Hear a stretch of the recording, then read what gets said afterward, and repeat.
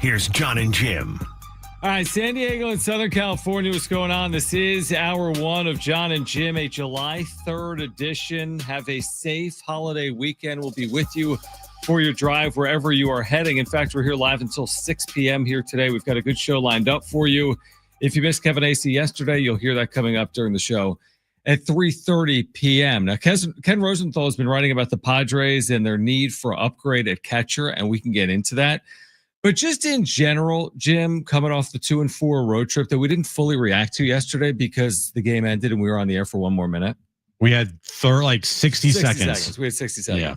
And I did make this point yesterday, but I want to further make the point here today off the 2-4 road trip. Mm-hmm. It's just I do have more questions about their offense today than when they left for the road trip because of what they did on the road trip. More questions. So many more. The Nick Martinez no-hit bid through 8 innings.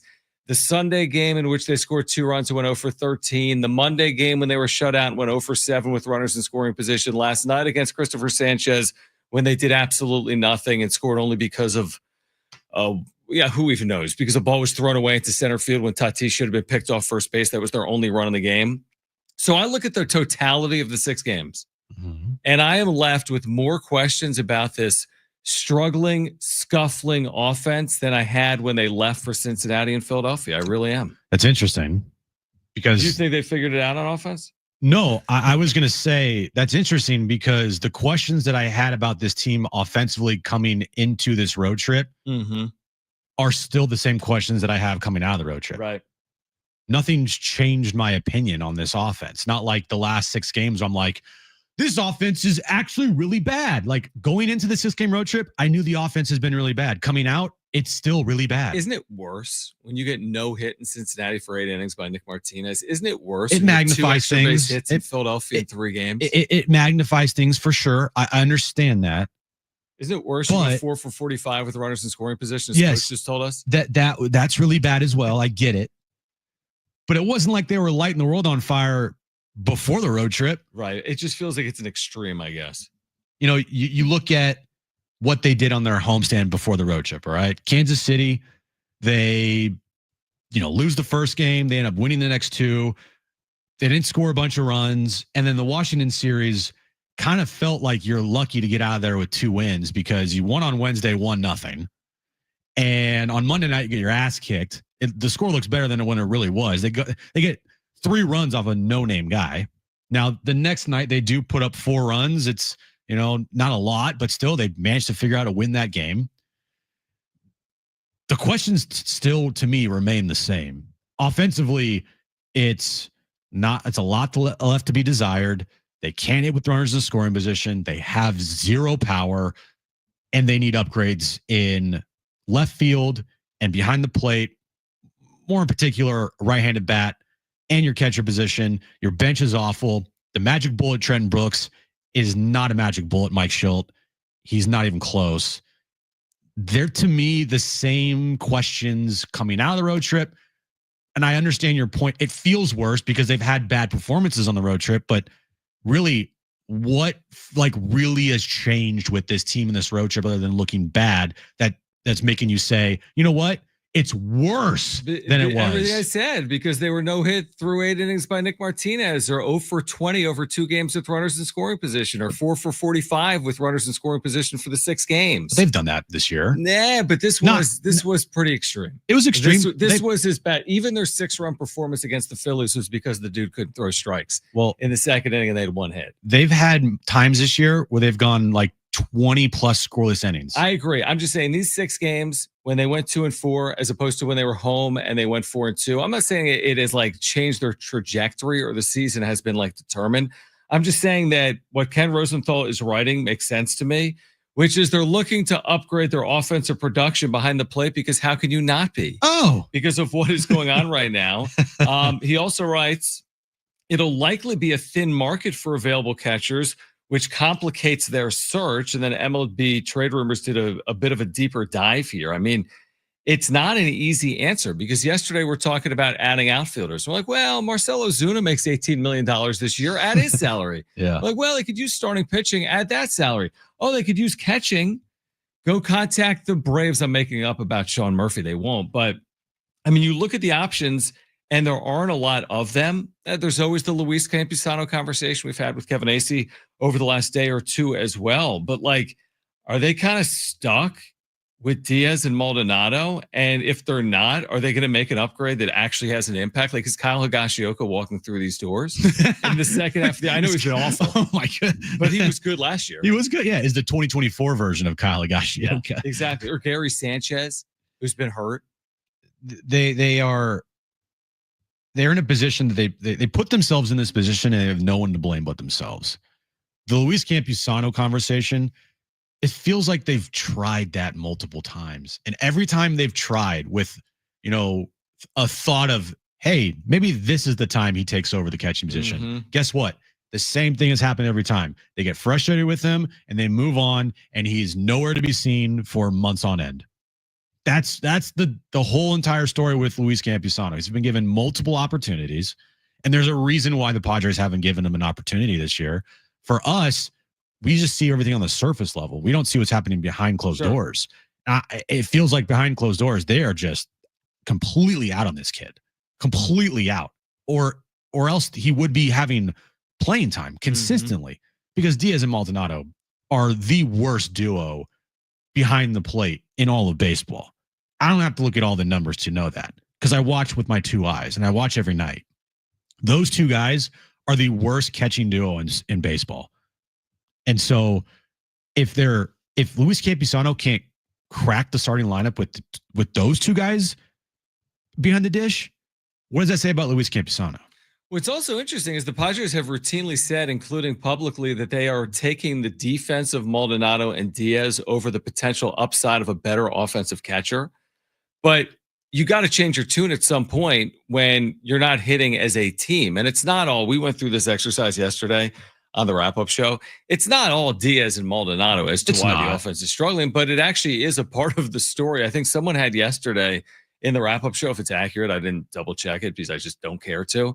I think he said they were 7 for 80 with runners in scoring position, those two players.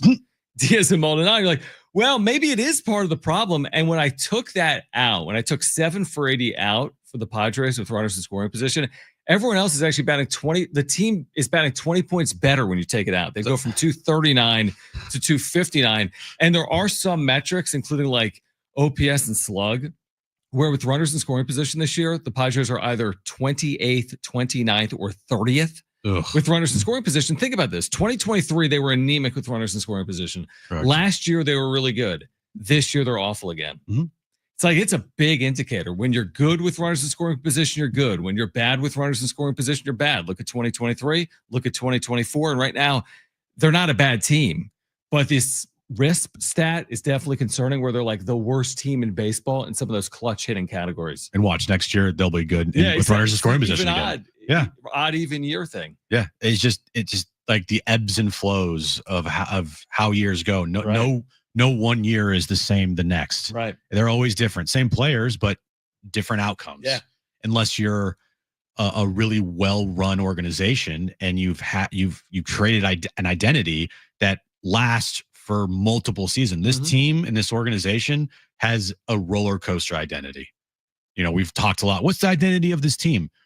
I don't know what the identity of the 2025 Padres are, but I do know the identity of the San Diego Padres of the last, 6 years. And that's a roller coaster ride. Every single year is different. It's up and down and up and down and up and down. And they cannot, for the life of them, be a consistent franchise. I'm not saying to win 97 games every year, but can we go through seasons without having these incredible highs and followed by incredible lows? That's what this franchise has gone through over the last, 6 years. Now, throughout the season last year, it wasn't just, they're a 93 win team throughout the entire season. They had to get red supernova hot. Mm-hmm. So you look at their schedule and what they did last year, they're 50 and 50. I know we were all feeling the same way last year, and maybe even worse because they were coming off a bad season. Right. 2023 was awful. And you get to 2024, they're 50 and 50 through 100 games. You think anybody's at that point in time thinking, oh yeah, this team's going to rip off 46 of their next 65 games? Right. Like, no one thought that. And then they did it. And so now the expectation in your mind and the thought in your mind is last year's team throughout the entire 162 games was amazing. Guess what? They weren't. This team, record-wise, is actually better than last year's team at this exact time. Yet we feel like this team this year is infinitely worse than last year's team. It's that 14-3 maybe not infinitely start. worse, but you're right. It's the 14-3 start. You're right. You take the step back. We did it yesterday. You maintained a level of composure where you didn't go all in. I don't know if you'll be able to maintain that today or not. They're 46-40. If the season ended today, they're in. That's the position that they're in as the last wild card if the season ended today. Now, there's a ton of baseball to be played. That could be really good baseball. It could be average baseball. It could be bad baseball. But they are 46-40. It is a good point. They were 50-50 much later than this. I guess what I'm looking at coming into this weekend against the Texas Rangers when that series starts tomorrow is, okay, I was told that, well, tip your cap, right? Zach Wheeler, Christopher Sanchez, Nick Martinez, good pitching. Right? Always tip your cap when you're facing good pitching. But what about when you're not? Like Kumar Rocker, former high pick, right, out of Vanderbilt. He's got a 6.13. His career ERA is 5.7. He's got a 6.13 this year in 9 starts. At what point do you have to hit? You're getting home. You're taking on a team that's very average. They're actually under 500 right now. The Texas Rangers. Kumar Rocker has a 6.13 ERA. Is that good? Like at some point, you gotta offensively do something. Now they did in game 1. This is the type of game where I don't know what I would say. Thankfully, we're not going to be doing a wrap-up show on July 4th. And hopefully they win the game. But what would we say if Kumar Rocker on Friday night goes 6 innings, allows 1 run?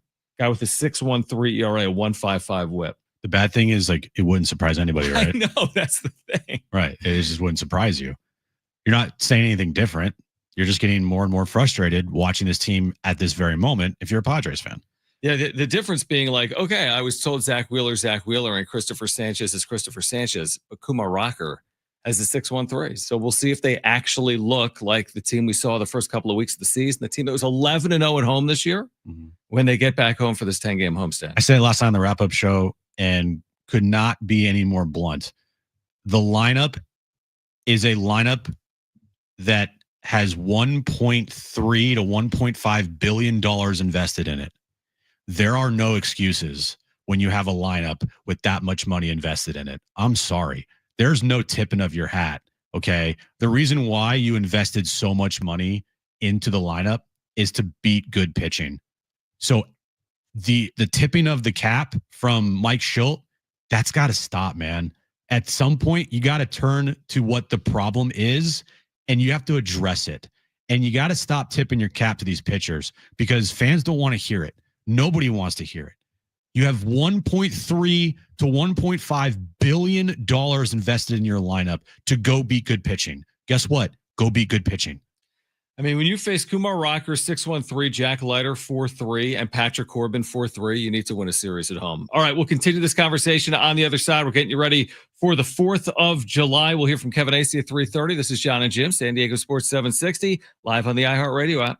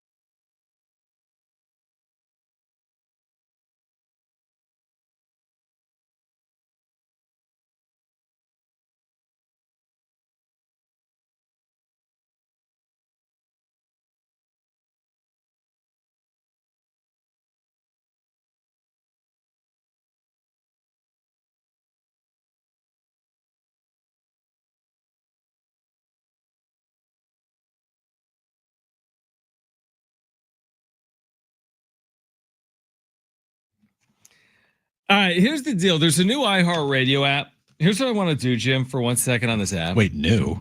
I mean, it's to you. It might be new. It says new. It says new in the copy. It says new in the copy. I think it's been longer than a year. To the new iHeartRadio app. But here's what I want. Here's what I want people to do. What do I want them to do? I want them to put 760 in their presets. Correct. So open up the app, put 760 in your presets. If you screen grab that and then reply to John and Jim or tag John and Jim, we will follow you and I'll retweet it. And by I mean, I don't even have access to 760, but Jim can retweet it. So you're cashing checks you can't write in here right that's now. Exactly right. So what I want you to do is download the iHeartRadio app or open it. This is so easy. Open the app. You're going to see presets. Find San Diego Sports 760. Hit plus or add preset. Screen grab it and tag at John and Jim or at San Diego Sports 760. Even though we're at Sports 760. Right, and you can listen to us on the go. We need to get more people in the preset game. All right, you can listen live to us 2 to 6 weekdays. You can listen back to any hour interview if you put John and Jim in your presets. But do that for us, and we'll give you a retweet. We'll give you a follow. Jim, don't you find it ironic that he's complaining about it being called new when he's the one that called it the new 760 for like 3 years? He said he's complaining about it being new. It says new. It came out like 10 years ago. The iHeartRadio app is nothing new. They just made upgrades to it. And this was like 8 months ago. You got everything on there now. I know you got it like 2 weeks ago. Well, I just got access to the presets 2 weeks ago. You're right. Correct. Yeah. All right. Anyway, screen grab it, tag at John and Jim. And we will follow you from, how about that? From John and Jim. I have access to John and Jim. Tag at John and Jim. We'll follow you. We'll retweet you. If you do that, put us in your presets on the iHeartRadio app. This is not my take, but I agree with it.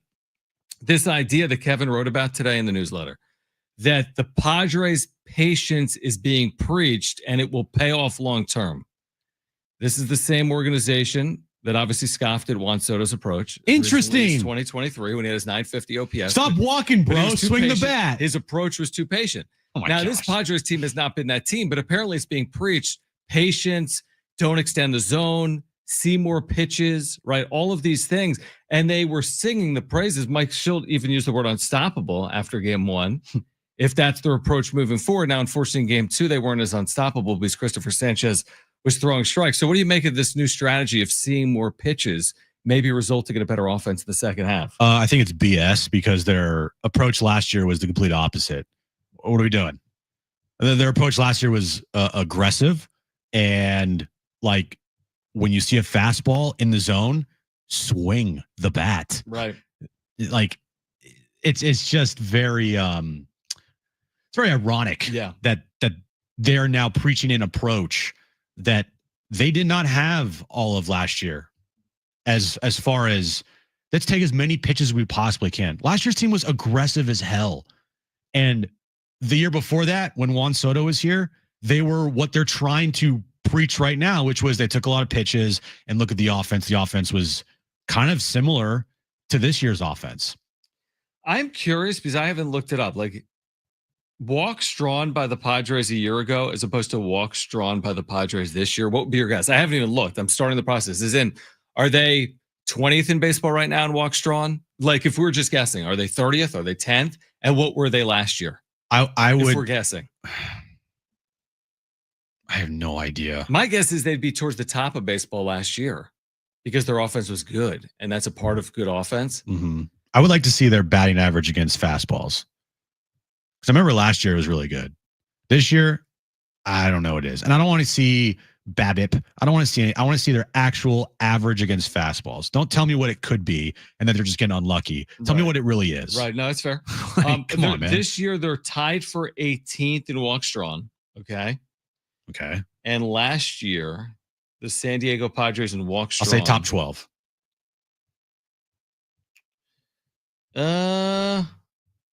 I'm dead wrong. They were worse off last year? 24th. Okay. And you're right. And the offense last year was markedly better, despite the fact that they were 24th. It was infinitely better. And the thing that they did last year, which everybody praised and everybody loved, was the aggressiveness in the zone and catching up to the fastball. The fastball was a huge problem for this team in 2023. they just couldn't hit the fastball. And then they had Juan Soto, who was doing his thing, was the best offensive player in the team, drawing a bunch of walks, getting on base, and everyone was not good enough, crapping on it. No, it's not good enough. Now, a couple years later, like, we need to do what Juan Soto did. Huh? They hit a 930 OPS in 2023. There is no Padre on this team that will sniff a 900 OPS in 2025. All right, more on this on the other side because it's an interesting conversation. Plus, we're going to hear from Clayton Kershaw, who took some exception to the White Sox trying to win yesterday on the night that he threw his 3,000th career strikeout. You'll hear from Clayton Kershaw coming up. We're here until 6 p.m. If you missed Kevin Acee, you'll hear that at 3:30. This is John and Jim, San Diego Sports 760, live on the iHeartRadio app.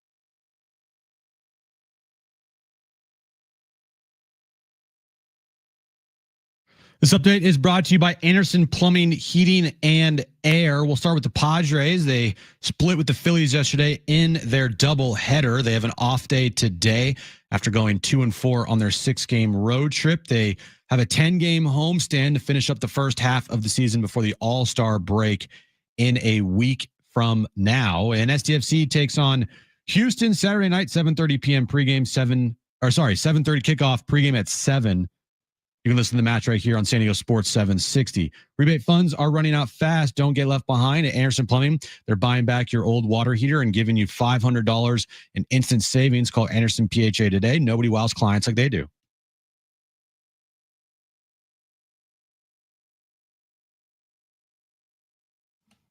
All right, there's been a lot of discussion. Will we see another pitcher reach 3,000 career strikeouts? There's been talk, if Manny reaches 3,000 career base hits, will he be the last? Is Kershaw the last to 3,000 strikeouts? So he gets there last night, Jim. He did it. He needed 3 strikeouts. He struck out 3 in 6 innings. Now he left trailing, went 6 innings, 4 runs yesterday. Mm-hmm. Dodgers came back and won. Do we want to hear from Kershaw on what happened yesterday? I mean, Max Muncy gets hurt in this game. Well, I want to set it up because it needs to be set up before we hear it. Okay. Yesterday in the 6th inning, they're trailing 4-2 the Dodgers. And Michael A. Taylor hits a 1-out double. He's on second base with 1 out. Tries to steal third. He gets thrown out, but in turn, he runs into Max Muncy on a headfirst slide, and Muncy's leg bends backwards. It did not look good. Max Muncy has to leave the game. All right. Now there's 2 outs, and I think either like 2 pitches later, or I don't even know because I wasn't watching the game, but I know that the next batter, the batter that was at the plate when Taylor tried to steal third, strikes out looking. That's the 3,000 strikeout. Kershaw leaves with the Dodgers trailing 4-2. Dodgers end up coming back to win the game 5-4, by the way. Okay. So this was not like a 10-1 game and a guy's trying to steal third with 1 out. This is 4-2. Michael Taylor, they're trying to put some runs on the board. They know it 4 runs against the Dodgers, against that lineup's not enough. When you play the Dodgers, you always have to add on. I don't care what the score is. How many outs? 2 outs? There was 1 out. I know it said there was 2 outs there, but in the inning, it doesn't, like, Gamecast doesn't make sense. Gamecast says, and I know that you're looking at it, first batter of the inning, ground out. Michael Taylor then doubles. Then he gets thrown out at third. Then Kershaw strikes out the final batter. That's the end of the inning. I know what it says there. It says third out at third base. That doesn't make sense, you're saying? Doesn't make any sense. And Gamecast. Yeah. Yeah, I wasn't watching either. I have no idea. Yeah, there couldn't have been 4 outs in the inning. Yeah. No. Interesting. So then after the game, they're, glazing Kershaw and Kershaw's the best pitcher ever. Don't get me wrong. Hall of Famer, amazing career. You can't deny what Kershaw's done in his career. But then towards the end of the press conference, Kershaw was asked about Max Muncy and his injury. And here's what Kershaw had to say about that. Clayton, did you say anything to Max when he was kind of on the ground there? And then how far did that kind of get back into it after? Well, you do your job, but I think we're all thinking about Muntz right now. He's a huge part of our team. Made a great play there. I don't really know why he stole there. Like, it just seemed unnecessary. But I feel bad, that it happened, and we're all holding our breath that Muntz is going to be okay.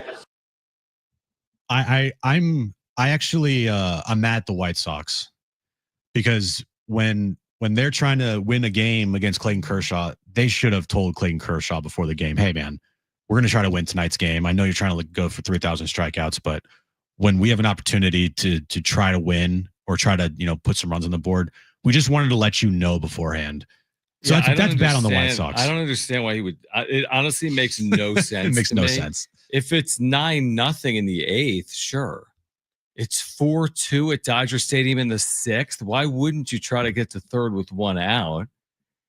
And he was thrown out. I don't even understand that. That's not even a conversation in terms of that. That isn't even a conversation in competition. Why wouldn't the White Sox attempt to steal third? I mean, they can or they cannot. That's their choice. It wasn't some egregious decision by the White Sox to try to take third with 1 out in the 6th inning, leading 4-2. The Dodgers just continue to be a bunch of whiny B words when it comes to how the quote unquote game should be played. Give me a break. Just because you're the Dodgers doesn't mean that you're the almighty arbiter of baseball. Yeah.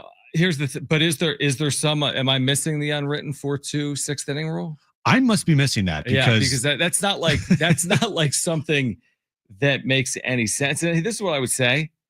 The Dodgers are completely rolling. Like they've run away with this division again, and they aren't even fully healthy, and they're 55-32. I really wouldn't be complaining about anything. Mm-hmm. If I was LA, they've dealt with injuries. Other teams have dealt with injuries. They've dealt with them better, truthfully. They're 23 games over 500. Yeah, they're going to win this division going away, obviously. So, yeah, I guess my point is I don't think there's anything to complain about it. If you're Clayton Kershaw, I don't think you can complain in that spot. I mean, injuries are a part of it. It had nothing to do with what the White Sox were. The White Sox can attempt to steal at any time they want, assuming it's not a 10-run game in the 8th inning. Yeah, I saw that quote. And by the way, the person that tweeted the quote, he didn't even tweet the right quote. Right. He misquoted Kershaw and it made it look even worse. And then today he deletes it because everyone's piling on and kind of like, wait, what? He said that Kershaw said it wasn't necessary, but that's not what Kershaw said when we just. Or no, he said. Let me just pull up what the tweet was because it wasn't exactly what Kershaw said. Yeah, I thought it said the word wasn't necessary in the tweet. No, he didn't say that. He said didn't seem like the right thing to do. Right thing to do. Right. Didn't seem, but that's not what Kershaw said. Kershaw did not say that. He said. Oh, he said it wasn't necessary. Yeah, that's what he said. Kershaw said I didn't think it was necessary. The quote on Twitter said didn't seem like the right thing to do. So it wasn't what Kershaw actually said. And that was getting destroyed on social media to the point where this guy had to delete the tweet. But I still think at the end of the day, it's still bad on Kershaw to even say what he said. Yeah, it just makes him look like a whiny little oh, you guys shouldn't try to win the game because I'm on the mound pitching and I'm the greatest pitcher in Dodger history. Brr. I mean, it's so Dodgers that you're trying to ruin my moment. Well, it's like the day he's going to get 3,000 strikeouts is the day he's going to take an L because he goes 6 innings, 4 runs. He doesn't even take an L because they scored 3 runs at the bottom of the ninth. Yeah, and so it makes it look even more like a whiny little B move because you guys end up winning the game by 1 run. Yeah, where that runner could have gotten to third with 1 out and scored that 5th run. Yeah, and there was nothing malicious about the slide. It was a perfectly legal. You see that slide a million times in the sport. Right. And Muncy's leg just was in the wrong spot and it got caught and it did not look good.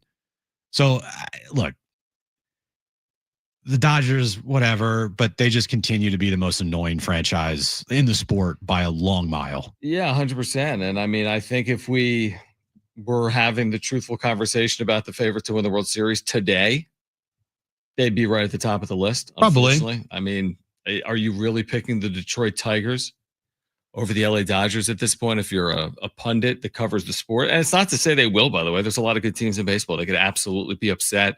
There's no guarantee they're winning any World Series. I'm just saying, here we are again, having the same stupid conversation about the same division that they're going to run away with again. They didn't run away with it last year. No. But they've positioned themselves once again, despite all these injuries, to – it's just annoying is the point because they kind of get away with it. The Dave Roberts stuff earlier this year against the Padres, punting on games to win series, they get the last laugh. Mm-hmm. The 7 games they put against the Padres, they're getting the last laughs. It's just annoying. It's like every team in baseball has to bow down to them.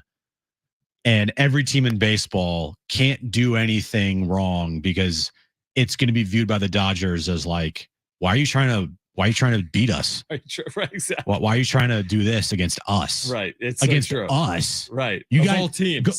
Go do that against somebody else, but you can't do that against us. Yeah. In terms of the 3,000 strikeout conversation, we had it last night. Chris Sales had 2,500. He's 36 years of age. Right. I think he could get there. I do not think Clayton Kershaw will be the last in the history of the sport to get to 3,000 strikeouts. I do think it's going to be hard, but do you think he'll be the last to ever get to 3,000 strikeouts in the history of the sport? I say no. Probably not.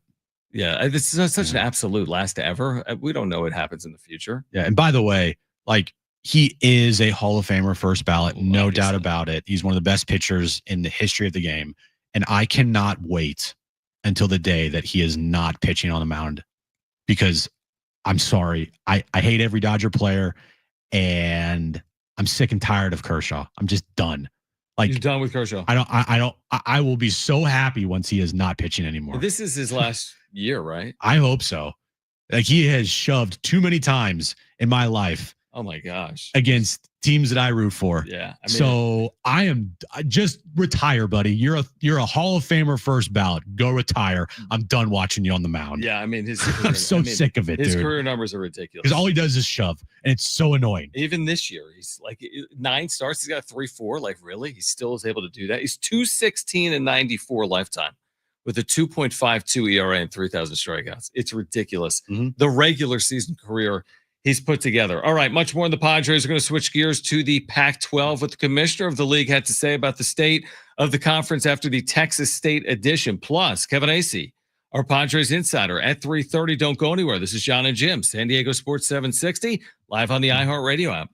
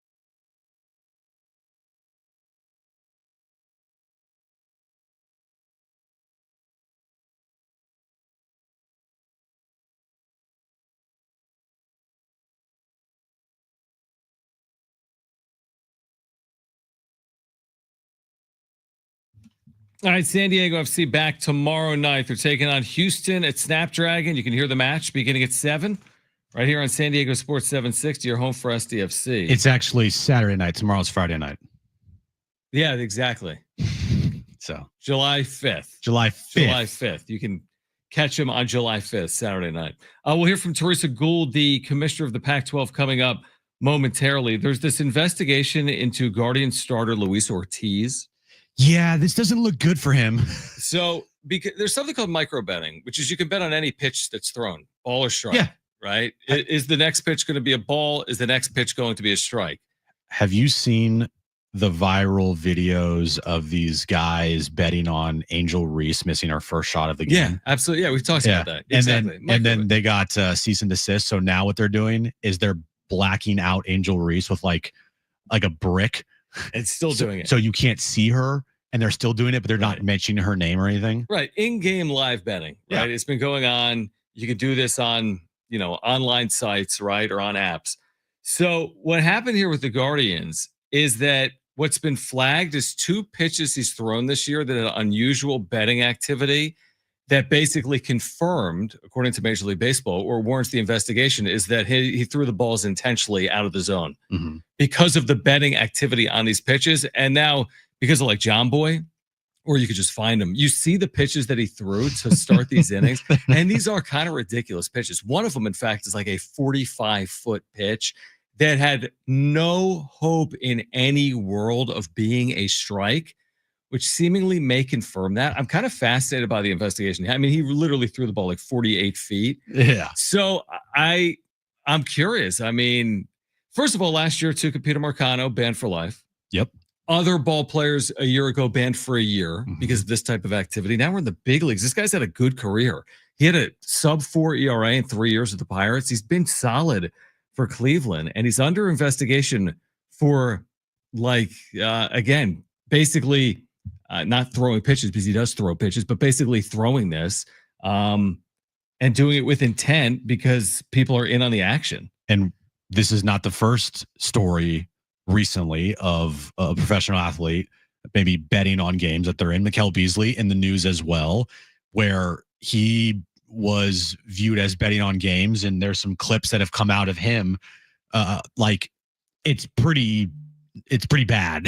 There's one clip of him where they're facing the Clippers, and this was a couple years ago, so this wasn't recently, but it was a couple years ago when he was on the Timberwolves, and the line on the game was 8.5, and they're trailing with 7 seconds left, 119-110. Mikal Beasley. Michael Beasley? No, Mikal. Oh. Right? Okay. Yeah. I don't know. Yeah, I don't know. Anyway. Yeah. Malik Beasley. Sorry. Okay, I was going to say, yeah. I'm Mikal. Yeah. Malik Beasley. Yeah. Malik Beasley gets the ball, and he just races up the court and lays it in. So then they only lose by 7 instead of 9. I mean, you're only going to see more and more of it, I guess, in this age where everyone can bet on everything. And there's also other plays where he's just not playing defense. Right. And it's not like he's fake hustling. Yeah. He just is just standing there. And it's not, you're right, it's nothing new, but it's also ridiculous how these players are I mean, Ohtani was involved in a cheating scandal or a betting scandal that was just conveniently swept under the rug. So it's everybody in the sport. It's not like this just taboo thing. There are people in the sport that are trying to find loopholes and ways around to do this. Which is interesting to me, because how much money do you have to be given to involve yourself in this type of operation when you're pitching in the major leagues and making good money? So like if you're Luis Ortiz, and I don't know what he's making, but he's been in the big leagues for 4 years. So, he's probably owed a decent amount moving forward. How old is he? He's 26 years old. And okay, so he's making like $800,000 this year. How much money do you have to be given to do this, to offset pitching in the big leagues? I mean, if he's found to be guilty of doing this, it's Tuca Peter Marcano all over again. He's never going to pitch again in the big leagues. No. I hope you got a lot of money to justify that. Yeah, same thing with Malik Beasley. It's like how much money makes it worth it. I'm pretty sure, because I haven't done the full deep dive on Beasley and what he was doing in his personal life, but I'm pretty sure that Malik Beasley was also dating like Larissa Pippen at the time. Oh, weird. And we know her history. It's dating Jordan's kid now and whatnot. But it's just wild to me how you find players in sports that are betting, and then you go back and you look at what they were doing, and it makes so much sense. Makes sense, yeah. Like this guy Ortiz is throwing the ball like 10 feet to the backstop, right? And you got Malik Beasley over here trying to make sure that the games are, hey, it's an 8.5 point spread with 7 seconds. It's 8.5 point spread. There's 7 seconds left. We're down by 9. Let's get it under 8. Let's make sure we get it under 8. And he races down the court. It's like, what? Yeah. Here's the thing though. It's one thing to throw a pitch back to the backstop. I watched Matt Waldron, for example, the other day. It's another thing to have unusual betting activity on the pitch. That's what makes it egregious. There's a million pitches in the major leagues that are bad pitches. When the pitch is bad and it supports this ridiculous betting activity, that's when the investigation is going to start. There's a million bad pitches in Major League Baseball, but you look at these 2 pitches and then you look at the betting activity and like, well, why is there betting activity on the worst 2 pitches that Luis Ortiz has thrown this year?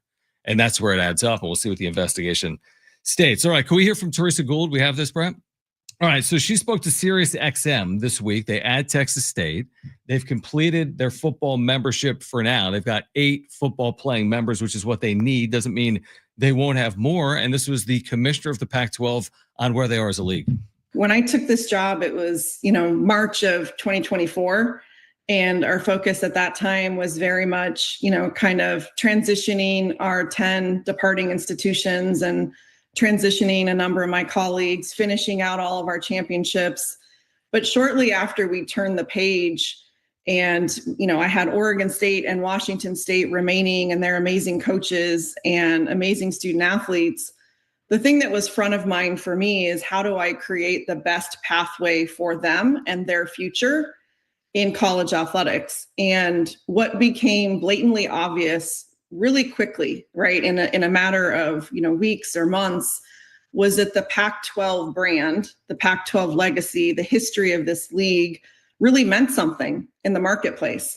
And whether it was to the fans, to coaches and student athletes, to potential commercial partners, it was clear that the path forward was going to be to continue with the Pac-12. And we were fortunate in that a number of, nationally relevant, nationally competitive institutions and brands and programs were interested in being part of what we were building. We obviously made the announcement in September with the 5 Mountain West programs, followed by Gonzaga, and then most recently, a couple days ago, with Texas State. So I think we have a great group of institutions that are aligned on a number of things. We're going to continue to compete at the highest level, be a top 5 conference. We're going to have nationally relevant brands. We're going to do things differently and be forward thinking in this kind of changing landscape that we're in. And we're going to serve the modern day student athlete in a way that is new and different. John Canzano today is a website. The Pac-12 has had ongoing conversations with Memphis, among others, sources tell me. John Canzano. The Tigers could theoretically exit the American, play football in the Pac-12, compete in the Big East for their other sports. There are questions about the financials and the logistics, but I'm told Memphis remains an option. And then the quote, Memphis is listening. Give me Memphis. Give me Memphis. The golden goose, the white whale. I wouldn't consider them the golden goose. But golden tigers. Yeah, I think in terms of additions you could have made, that was probably the splashiest. Correct.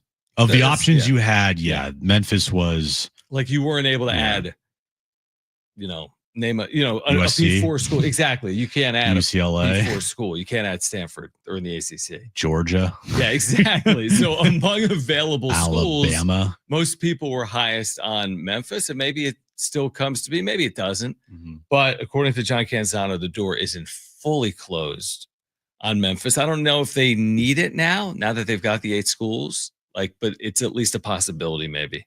I mean, they don't. Well, they don't need it because they needed 8 schools. So they don't need it. Theoretically, they don't need it. Yeah. But I think as a conference, you could always look to upgrade and you could always look to expand. 100%. And Memphis is a team that I think would be a great fit for the new Pac-12. Especially now that you've had a Texas State, because you're already flying east. Now that you're getting to Texas, you're not that much further to get to Memphis. So yeah, no, I think it'd be a great fit. I just don't know if it's necessary, like factually necessary, because they have 8 schools playing football. So there was a need to get to an 8th school, and now they've gotten to an 8th school. So I don't know if they'll do it or not, but for basketball, it'd be fun. Well, for basketball, he said that wouldn't happen because he said they would play in the Big East for all those sports. Just kidding. So that'd be football only edition of Memphis. All right, we're going to hear from Mike Schild on the other side on Dylan Cease yesterday, who goes 6 innings, allows 4 more runs in a Padres loss. So we'll kick off hour 2 by hearing from Mike Schild. You'll hear from Kevin Acee coming up at 3:30. Hour 2 of John and Jim on San Diego Sports 760 and live on the iHeartRadio app is next.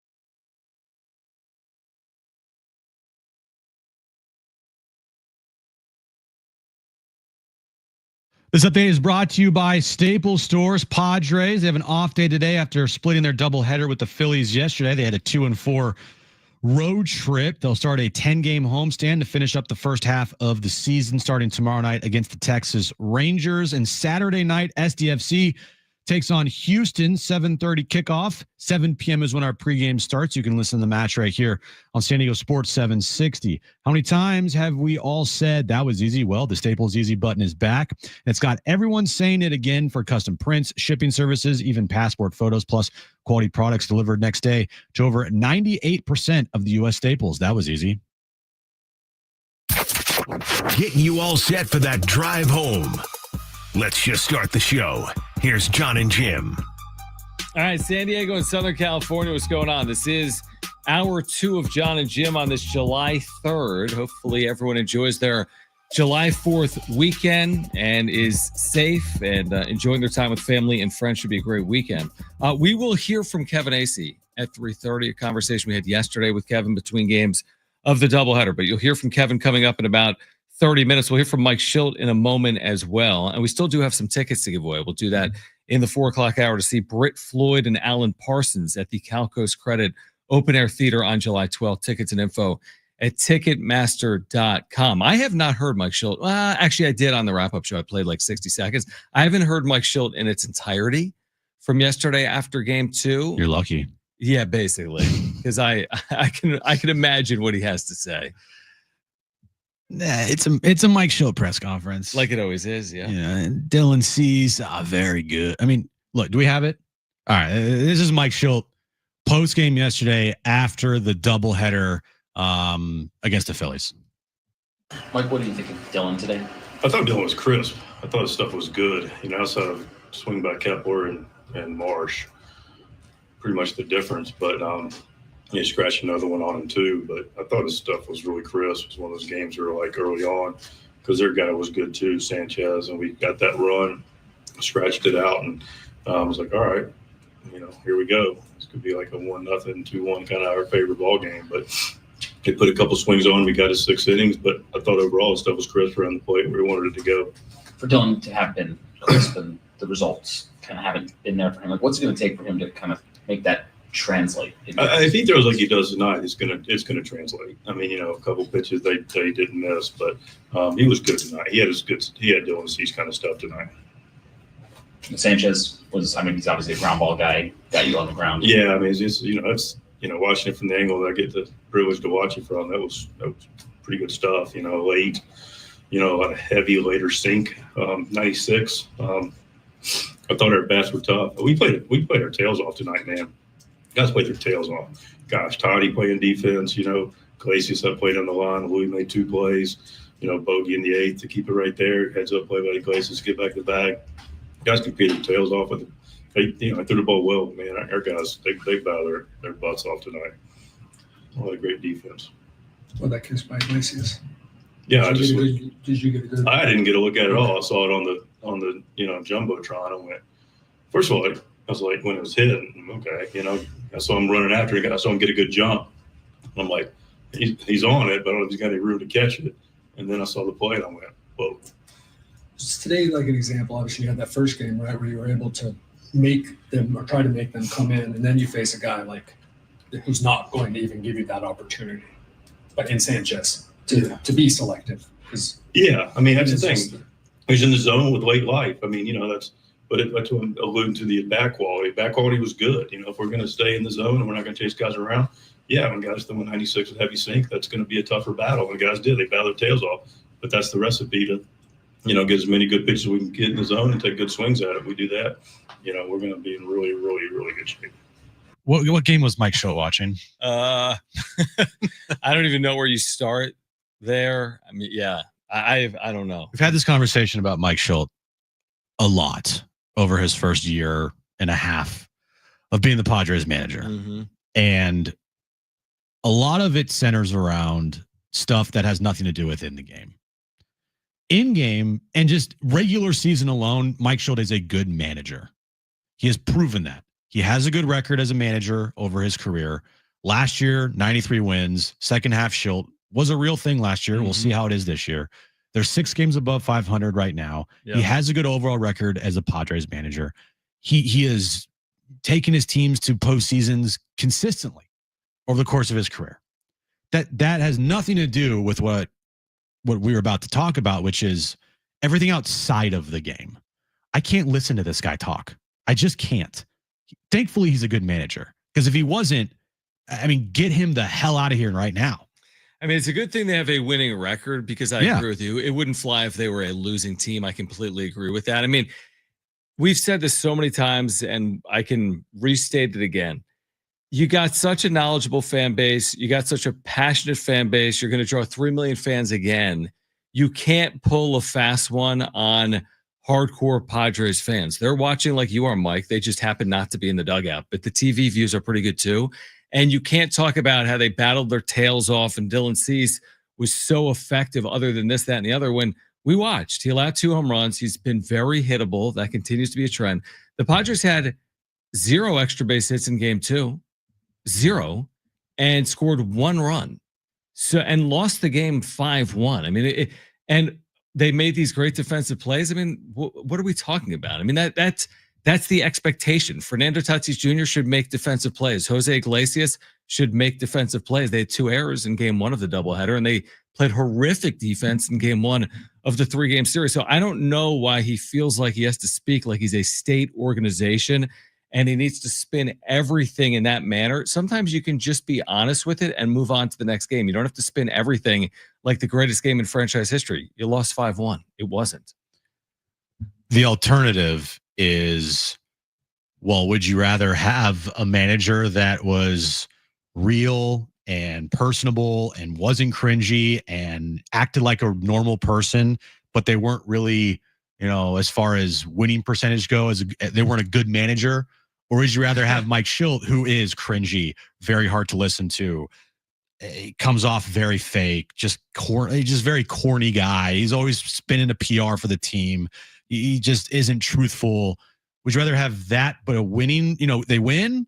Of course. Exactly. And not to mention, I kind of prefer what Shildt says, because sometimes it's so utterly absurd. It leads to a lot of conversation. But you're right. I mean, it's not necessarily, it doesn't jive with me. I mean, truthfully, and this wouldn't be a popular take to say, I mean, I much more prefer the old school Melvin type manager in terms of what he says to the media than what Mike Shildt says. And the reason I say it is I think one is being more honest and forthright with the media, which means in turn the fans, than the other. It's not to say Bob Melvin is a better manager. You could argue it's Mike Shildt. You could argue it's Bob Melvin. It's not to say that Melvin had this perfect personality and it meshed perfectly in their clubhouse or with the media or the fans either. I'm just saying that Melvin caught a lot of flack for sometimes not being in the corner of his team publicly, but I understood that.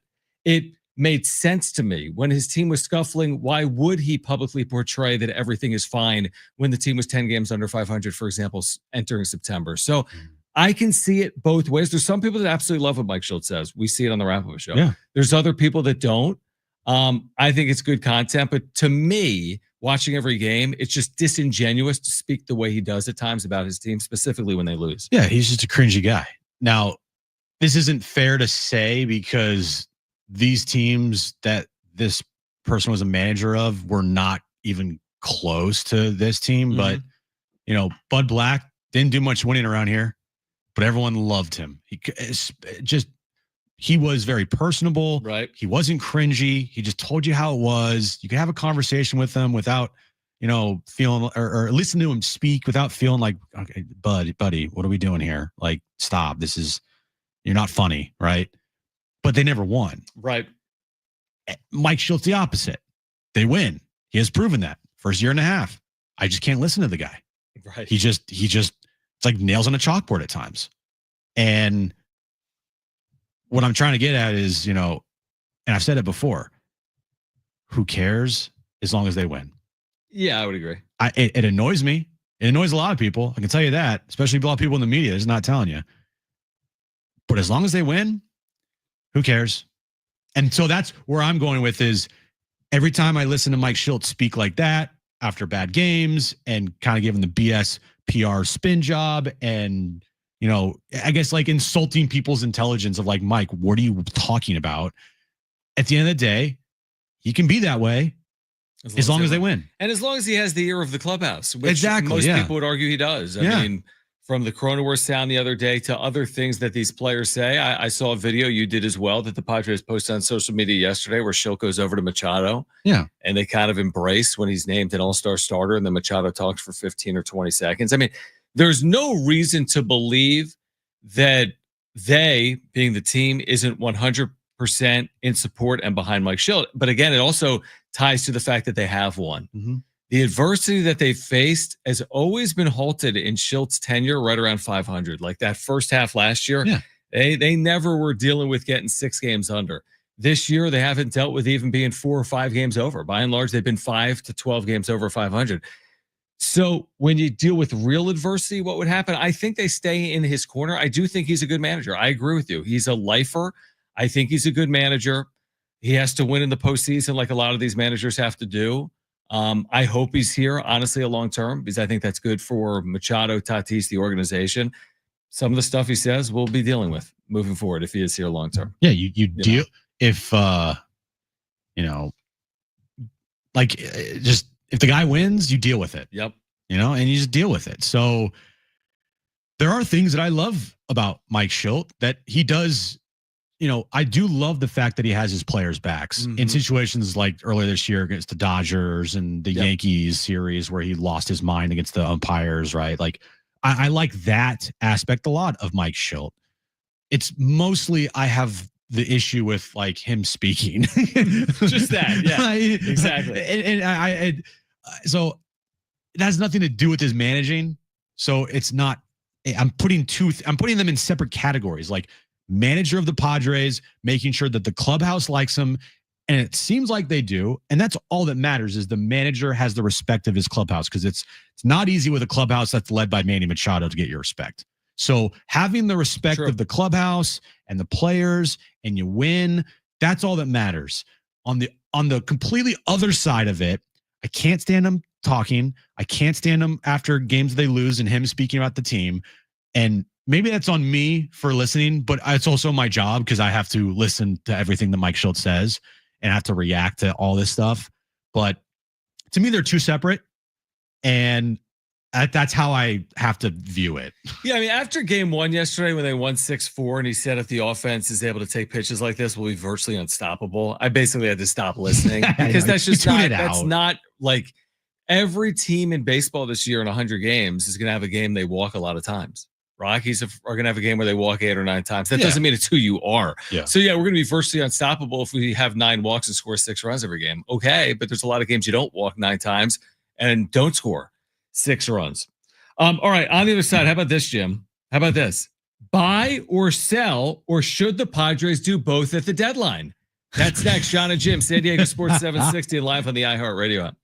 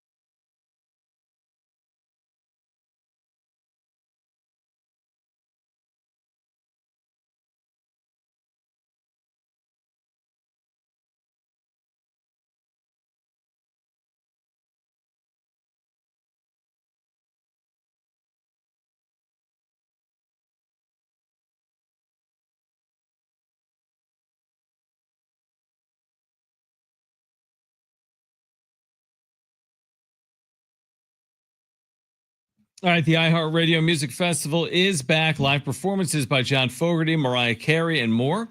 September 19th and 20th, T-Mobile in Vegas. 2 nights, 1 stage. Buy tickets at AXS.com. Get them now before they sell out. All right, so what are we doing? All right, so here's an idea I just thought of. Hear me out. Original idea, right? I just thought about this on the fly. All right, what'd you think of? Buy or sell for the Padres. How about this? Padres should do both at the deadline. I like that. That's my opinion. The Padres should do both at the deadline. That's your opinion and your opinion only.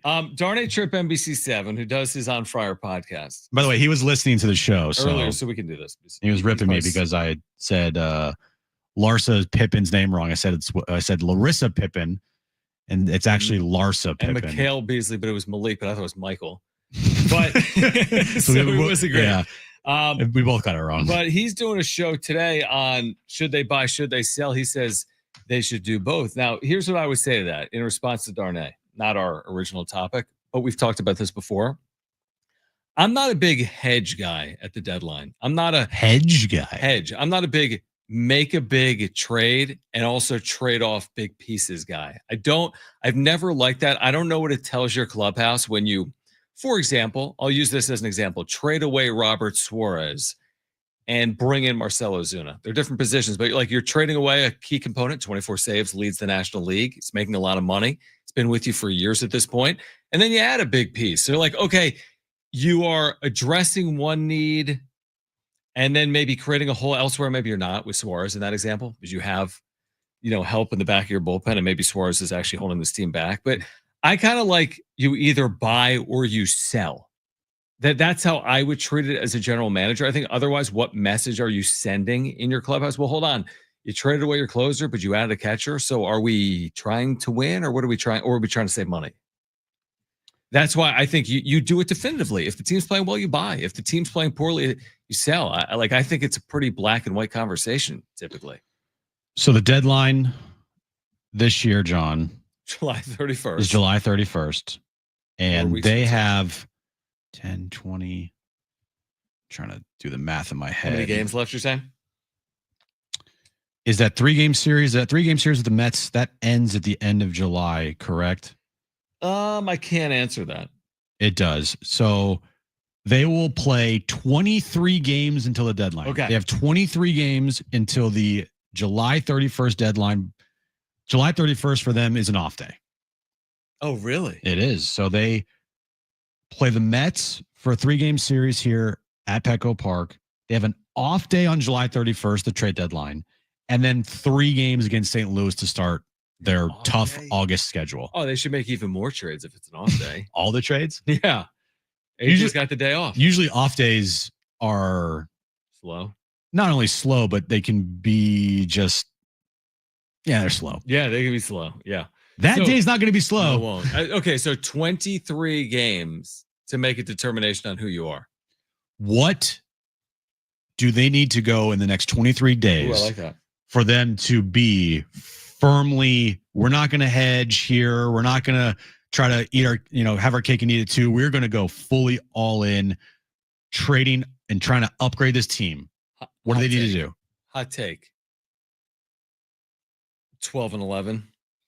I would agree with that.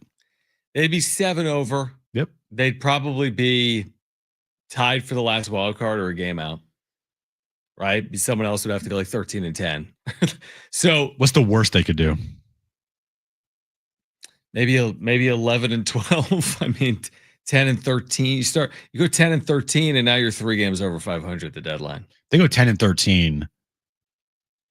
I still think they're going to be buying, but I wouldn't feel like that great about them. I mean, how did they treat it? What they do in 2023? Again, they didn't sell. They hedged. But they hedged is right. They were fake buyers. They fake bought. That's what I'm saying. I think there's 3 ways you do it. You really buy, you really sell, or you fake buy. But no one likes the fake buy. Really buy and really sell. I could be wrong. But do you envision AJ Preller? Let's say they go 13-10. Okay. 13-10. 9 games over. They're playing well. They're playing That's well good. enough. That's good baseball for this team right now. Okay, so imagine there, 9 over, let's say 12-11, 7 over. Do you envision a big acquisition and a big trade of a player out? No. Either do I. I don't. I don't think there's that big trade out there for them to make, like a Jaron Duran. I just don't see that happening. Right. I see AJ Preller has a plan. He's going to stick to that plan unless the wheels fall off and things go haywire here. And unless in the next 23 games, unless they like say they go, 7-16, Then sell. then we got major problems, and you are selling. Yeah, I did the math right there. Yeah, you're right. 7-16. That was difficult. 3 games under 500. Tough August coming up. You feel awful about that. Would be wheels have fallen off. That's wheels falling off. I mean, I could argue 8-15. Wheels have fallen off. You're 1 under. But the same idea. You got to be better than that, and they should be better than that. Anything that puts you at 1 game over or at 500 or anything below 500, I'm probably looking to maybe sell the pieces that we know aren't going to be here next year, in particular Dylan Cease. Again, I think you and I feel the same way. And again, are we critical? Yeah, because the expectations I think should be high. I think the fan base's expectations are high. I don't expect them going 8-16 or whatever, 8-15. I don't. I really don't. I mean, they've been good. You've said it. 25-14 at home is good. They haven't been horrific on the road, and even with their quote unquote poor play, it hasn't been horrifically poor. They're not losing, 65% of their games. So I think they can navigate it, is my point. I really do. Now, I don't know if that means they're going to play really well. I just don't think they're going to play really poorly, where it's indicated in the win-loss record. And they go something like you just said, 7-16. I mean, that would basically shock me if they played like that in July. That would shock me. That would shock me too. I think they're going to hover around 500 for the next 23 games. They go 13-10. That'd be great. 12-11. I would take it. Right. Anything worse than that, it can't be that bad. It can't be like we said, where you're 7-16 or 8-15. No. They got to be better than that. 9-14 would still not be good. But the thing with this team is I don't feel like they are playing that bad. They're not playing good, but they're not playing where it's like, oh, this is awful. They're winning here and there, and then they're losing, and then they're not playing good offensively, and it's like back and forth, seesaw. Win 1, lose 1, win 2, lose 2 type of thing. They're just like, they've been hovering around 500 for a while, a good portion of their season. Take out the start of their year, they're a couple games under. I mean, shoot, the 4-2 homestand against the Royals and the Nationals, followed by a 2-4 road trip. Exactly. Against the Reds and the Phillies, it adds up to 6-6 in their last 12 games. All right, on the other side, we're going to hear from Kevin Acee. This was a conversation we had with Kevin yesterday between games of the doubleheader. Still topical. You'll hear it on the other side. Plus, Yu Darvish potentially returning this weekend. We've got the latest. We'll share that with you coming up later this hour. Plus, we're doing a food draft, a 4th of July food draft, Brent, in the 4 o'clock hour. So don't go anywhere. This is John and Jim, San Diego Sports 760, live on the iHeartRadio app.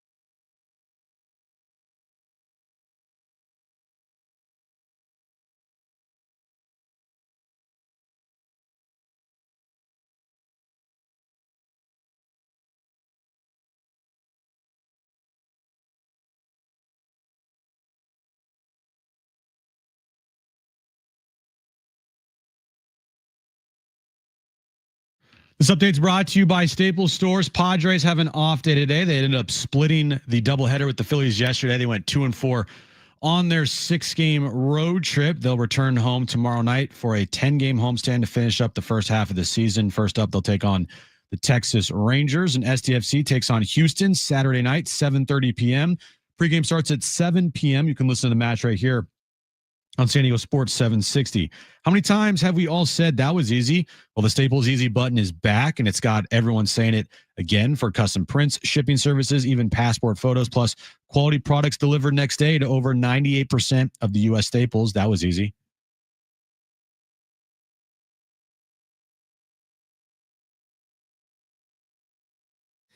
All right, John and Jim, San Diego Sports 760. So stick with us here because this was from yesterday. So we might be referencing game 2. That's a possibility. This is Kevin Acee between games of a doubleheader. And he did write about an update to you, Darvish will share with you coming up in the next 10 or so minutes as well. But we started the conversation. This was after game 1. Things got hairy. They held on. Robert Suarez shaky again. Would the Padres consider making a change at closer? I think it's fair. I don't think there's a chance, like there's a snowball's chance in hell that he is removed like forthwith. That I'm not ruling it out at some point if it keeps going like this because he's throwing a lot of pitches down the middle. But I think that closers are one where they take a long time to make that change. But the Padres do have some options there.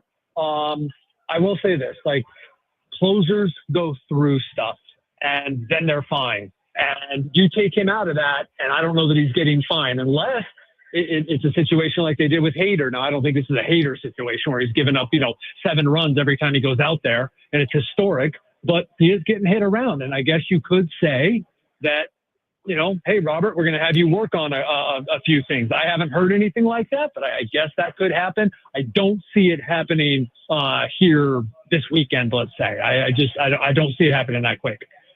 The 9 walks, a season high, really good. Mike Schultz says they're unstoppable if they walk 9 times in a game. And I tend to agree. I mean, if you walk 9 times in a game, you should win those games because you're putting the pressure on the opposing pitchers.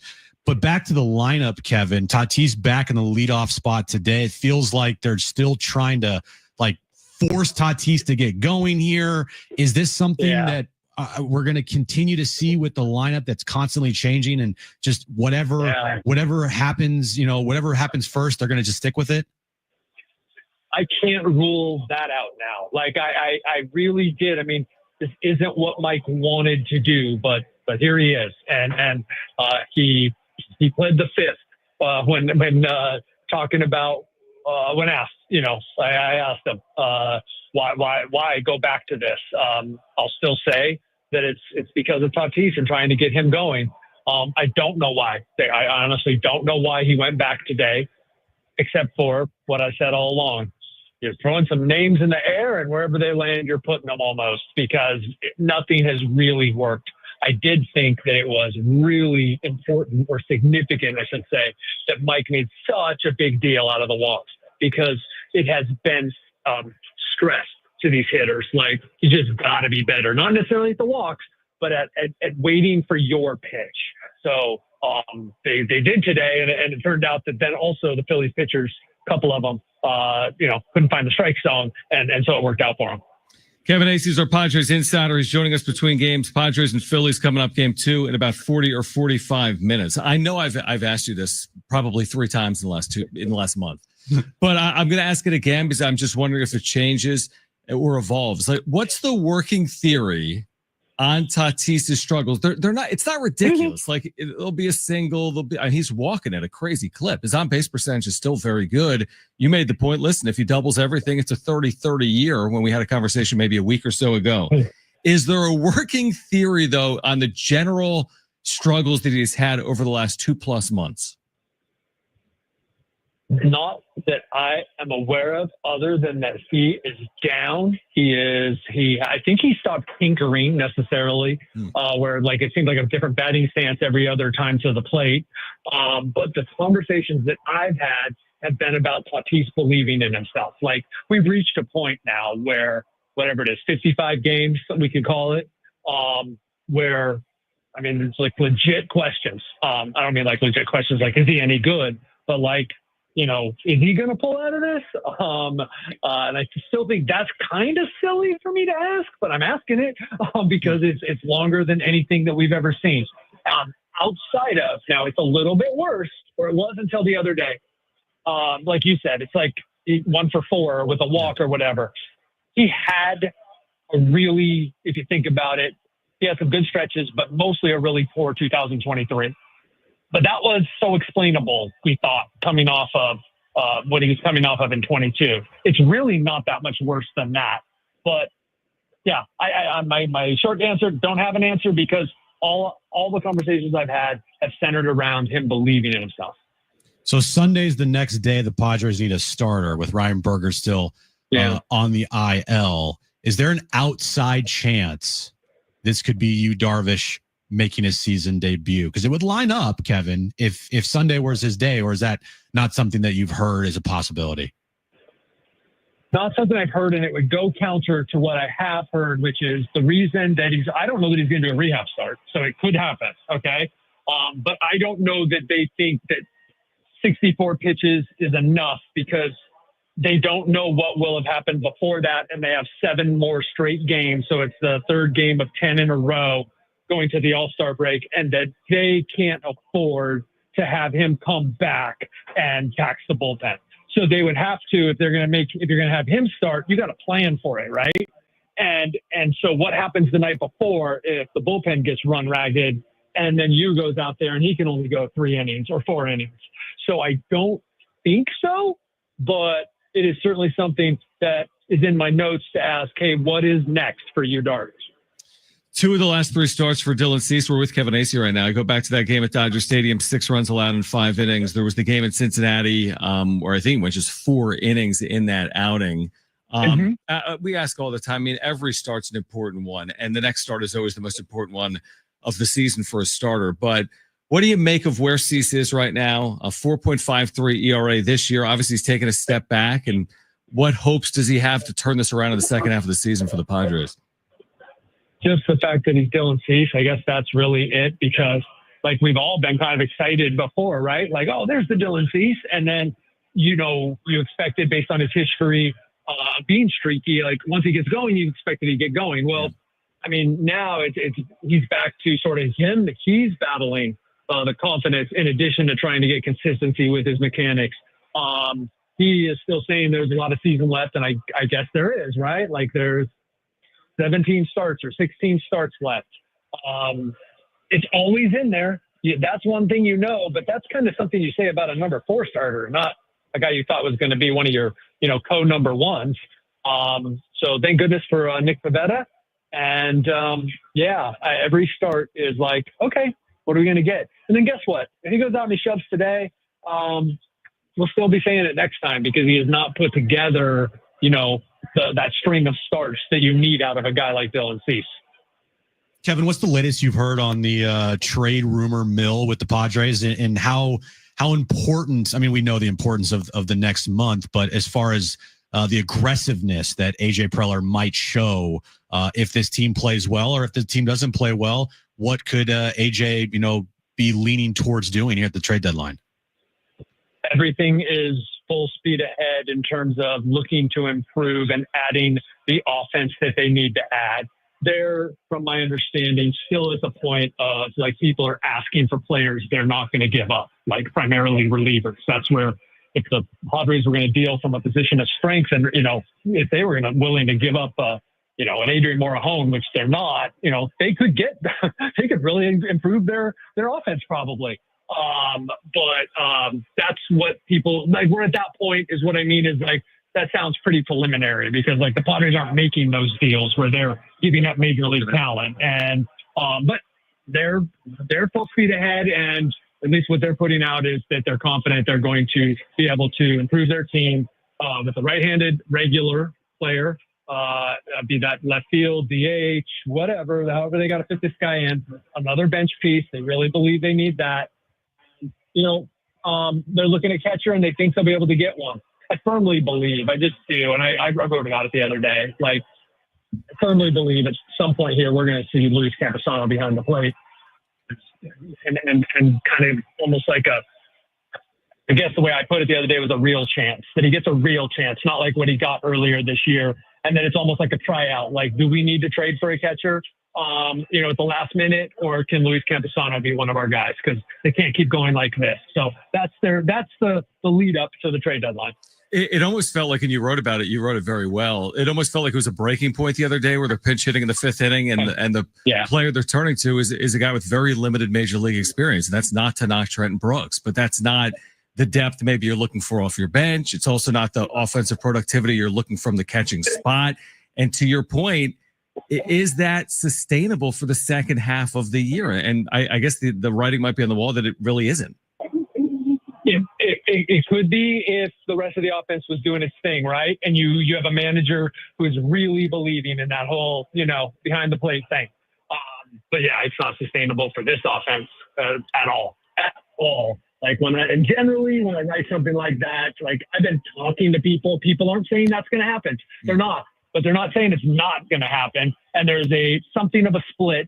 As there always is. I mean, it's rarely unanimous, right? Like, if Barry Bonds was on the team, on your team, it'd be unanimous. That, hey, that's the guy we should be starting. But there's a split as to how important that behind the plate is. And by that, I mean, it comes down to how low can you go offensively to make it not worth it anymore. And I believe that they are right there. Makes a lot of sense. Kevin, we appreciate the time. Safe travels back to San Diego, and we will catch up with you on, we won't do it on Friday. It's July 4th. We'll catch up with you on Monday, and have a good holiday.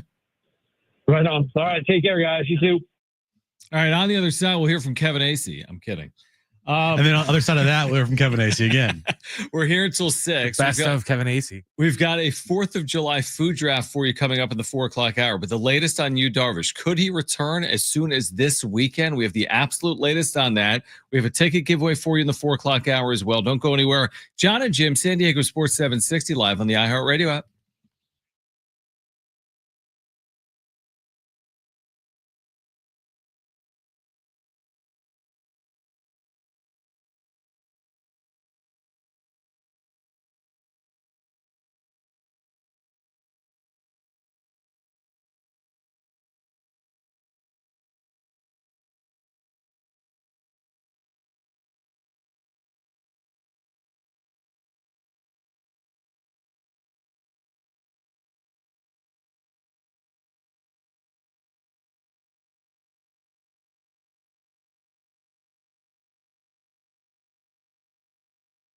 All right, hey guys, it is us again, John and Jim for the all-new Jamul Casino Resort, the Players Place. It's a great weekend to get out there. This Saturday, the 5th of July, San Diego's biggest barbecue, free food from 12 to 3. $25,000 hot seats from 3 to 7, free food and live music for all Sweetwater Reward members. Swipe at any promotional kiosk after 12 p.m.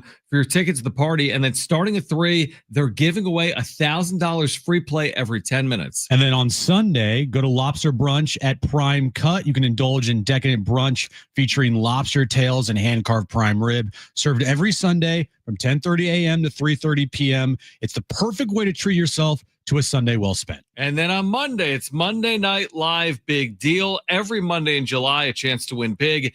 10 winners every hour at 7, 8, and 9 p.m. Your odds are better than ever. Get there this weekend, July 4th, the all-new Jamul Casino Resort, the Players Place.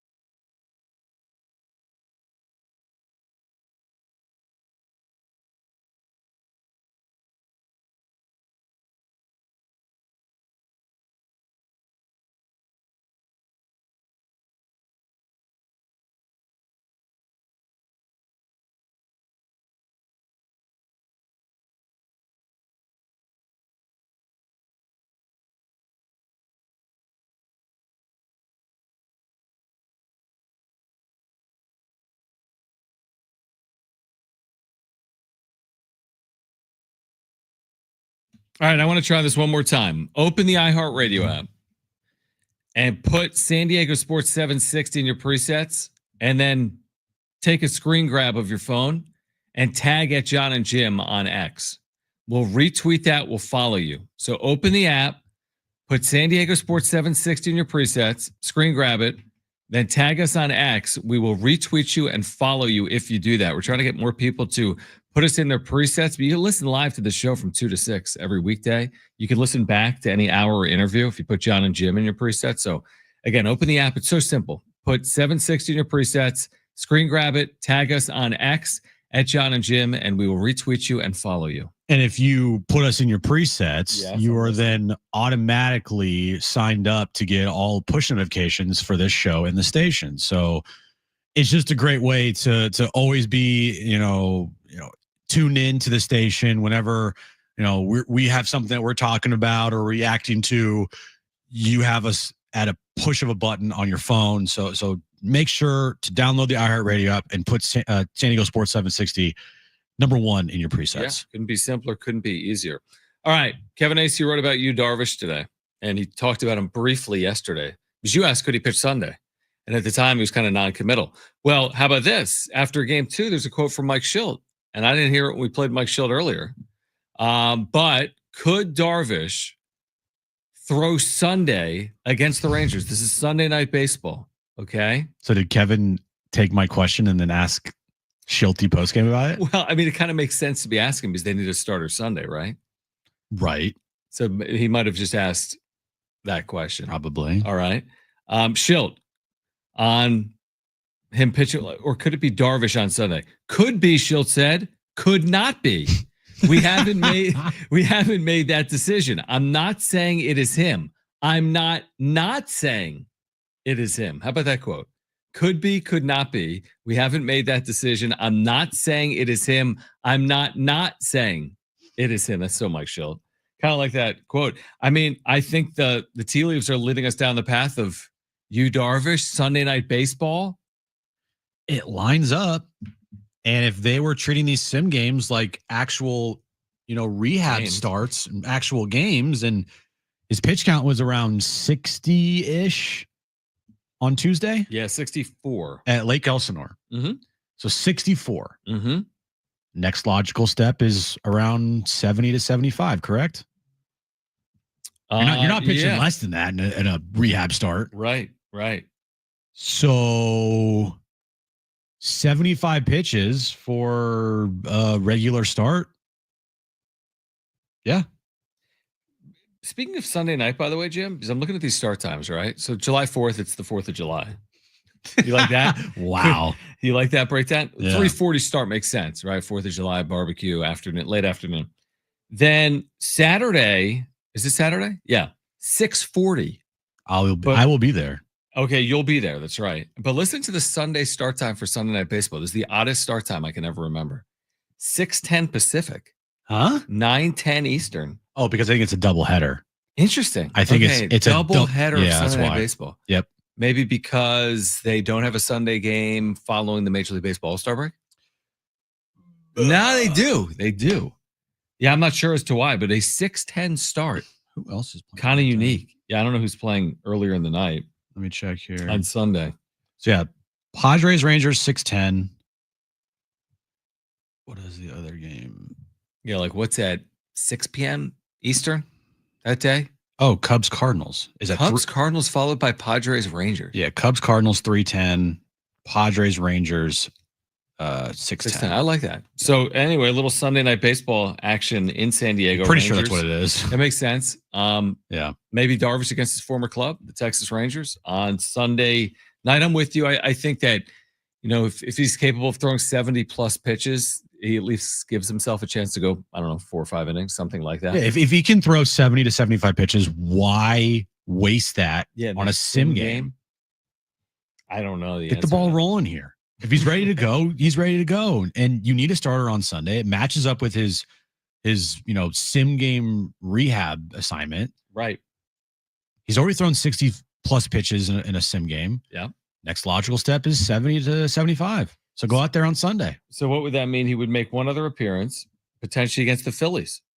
next weekend when the first half wraps up. So he could go Sunday and then he could pitch Friday or Saturday, but let's say Friday. It would be Rangers, then Phillies, and then you have the All-Star break, and then it'd be, you get a few days off before the second half of the year. Yeah, I think it lines up really well for you. You go Sunday here against the Rangers, 75 max. Right. And then you go either Friday or Saturday against the Phillies, 75 to 85. Then you got the week off.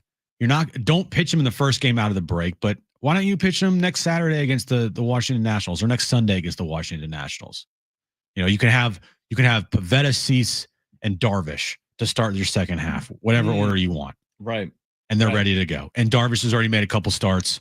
So theoretically, he would be, in kind of game shape as far as, all right, I've pitched here, I've rested, I've recovered, I went back out there, I pitched, now I've rested and recovered again, got a little extra time here and ready to go. Like I hope that's the case. I hope that's what happens.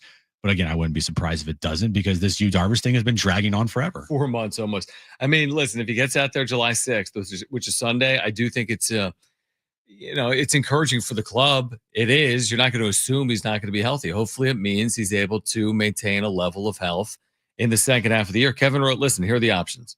Could be Darvish through the sim game. Could be Omar Cruz or Kyle Hart from AAA. Could be Braden Nett from AA. But I mean, we've seen Kyle Hart.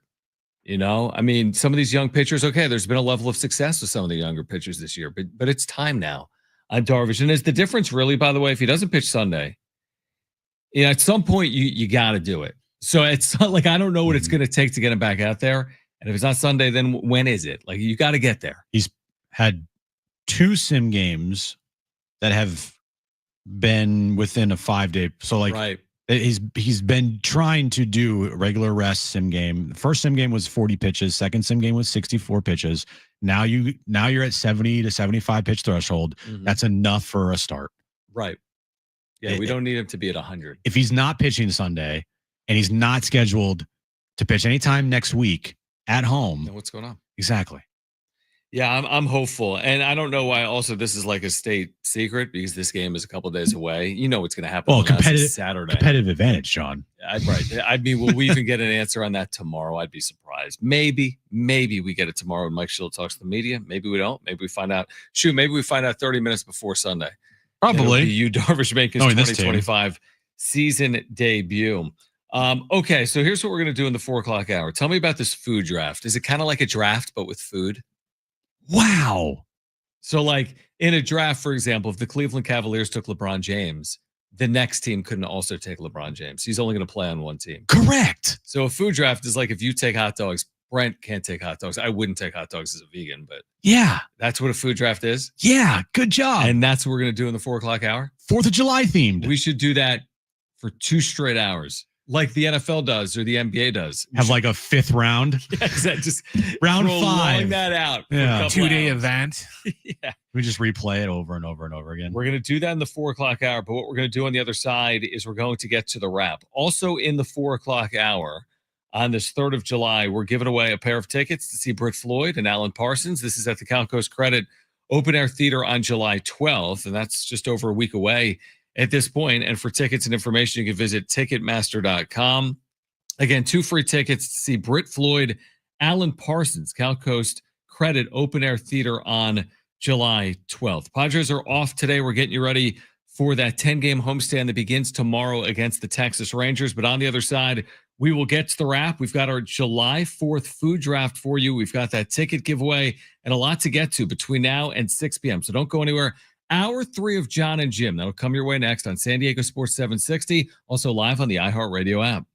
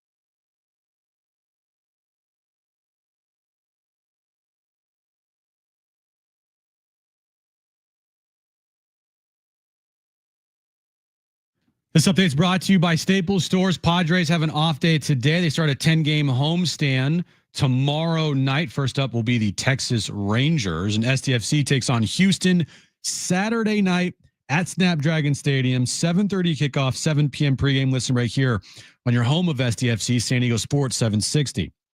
How many times have we all said that was easy? Well, the Staples Easy button is back, and it's got everyone saying it again for custom prints, shipping services, even passport photos, plus quality products delivered next day to over 98% of the U.S. Staples. That was easy. Getting you all set for that drive home. Let's just start the show. Here's John and Jim. All right, San Diego and Southern California, what's going on? This is hour 3 of John and Jim. We are here until 6 p.m. We'll have a July 4th food draft. I've been consulting with my war room. We are ready to draft. You're not prepared? No, we're ready. We are ready to draft. We have been prepared over here for Team Jim. Are you? This entire draft, we've been prepared for a while, mainly because we've had a lot of time off. We didn't make it that far in the postseason. So you've had weeks to get ready. We've had weeks to get ready, yeah. Right, we're not cramming it in here in the last couple of days. 4th of July food draft coming up in 15 minutes. Plus this hour, a chance to win a pair of tickets to see Britt Floyd, Alan Parsons, July 12th, Cal Coast Credit Open Air Theater. Before we get to the wrap, real quick. Manny Machado, 1,995 hits, right? Yeah, he's getting it on this homestand. Manny Machado turns 33 Sunday. Mm-hmm. If Manny Machado records his 2000th hit on Sunday, he'll do it on his 33rd birthday. How about that? There you go. Possible. Definitely a possibility for Machado over the weekend. Definitely this homestand. Definitely this homestand. If not, then we got problems. Yeah, if he doesn't have 5 hits over the next 10 games, that is a problem. But definitely possible. Maybe on Sunday Night Baseball, truthfully. Yeah. Against the Texas Rangers. Be cool. Which would be cool, yeah. On his 33rd birthday. All right, let's get to this. It's time for the wrap. Presented by Sombrero Mexican Food. Check out their website at sombreromex.com. You guys excited to watch James Wood in the home run derby? Dude, I like the field in the home run derby this year. Cal Raleigh, James Wood, Ronald Acuna. Yeah, it's a good list. I'm missing one player. It's a big name. It's not Shohei. We have... Was it Ellie? I don't know. It says here Wood, Raleigh, Acuna confirmed to compete. Did they finally tell Pete Alonso no? Maybe. So like, James dude, Wood, enough. Cal Raleigh, Ronald Acuna. Is that it? Who is out? Judge, Ohtani, Pete Crow, Armstrong. Maybe there's the only 3 that have committed so far. Ellie's out, Vlad's out, Teoscar Hernandez out. I think those are the only 3 that have committed. James Wood Wood will be in it.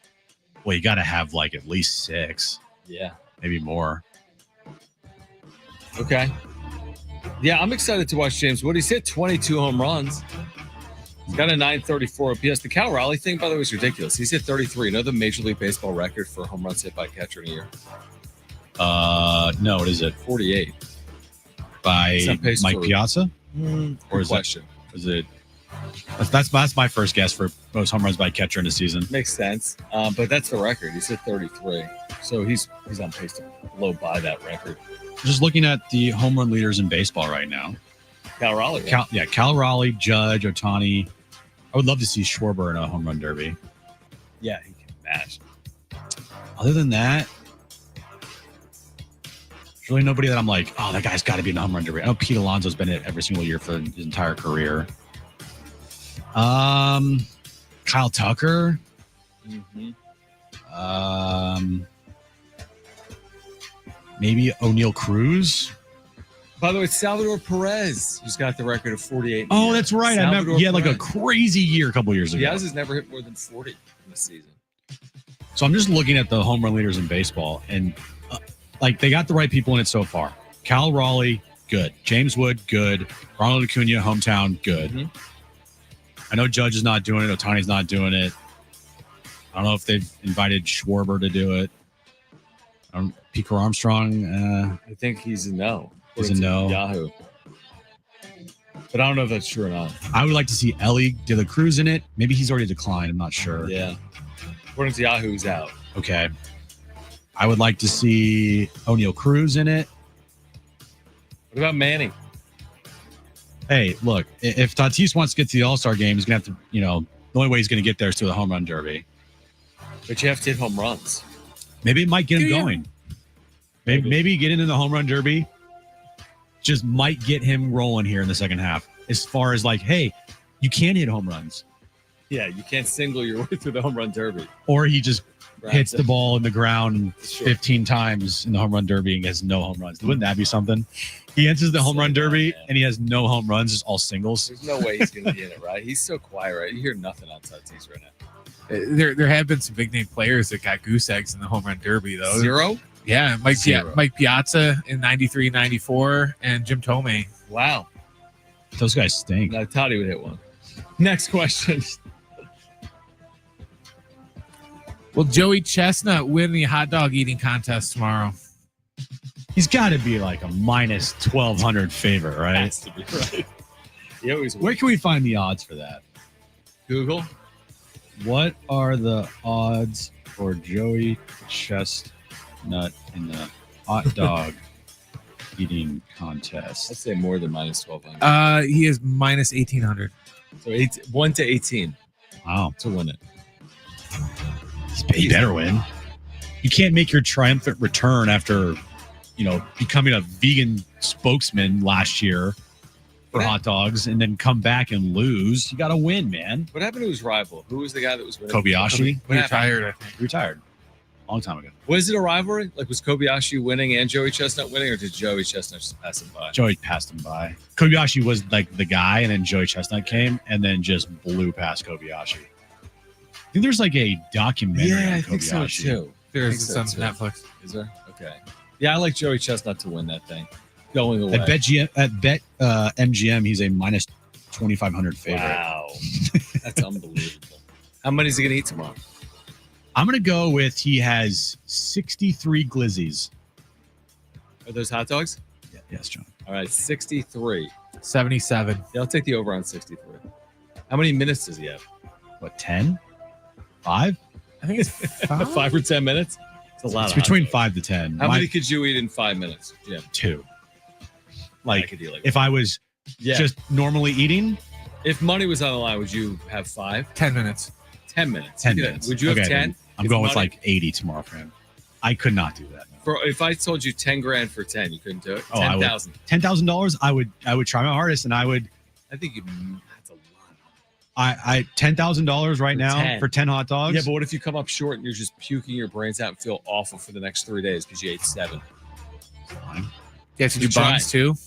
Yeah. Yeah, whole thing.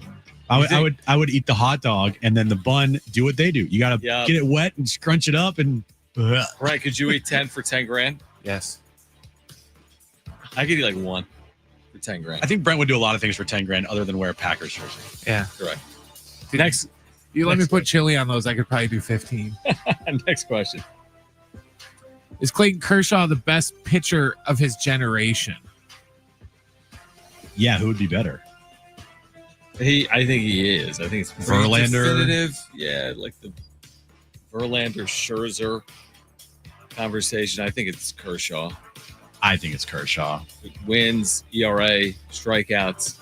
Accolades, yeah. I mean, the postseason conversation is a conversation, but he has won a World Series. I'm asking Chat GPT, who's a better pitcher of era?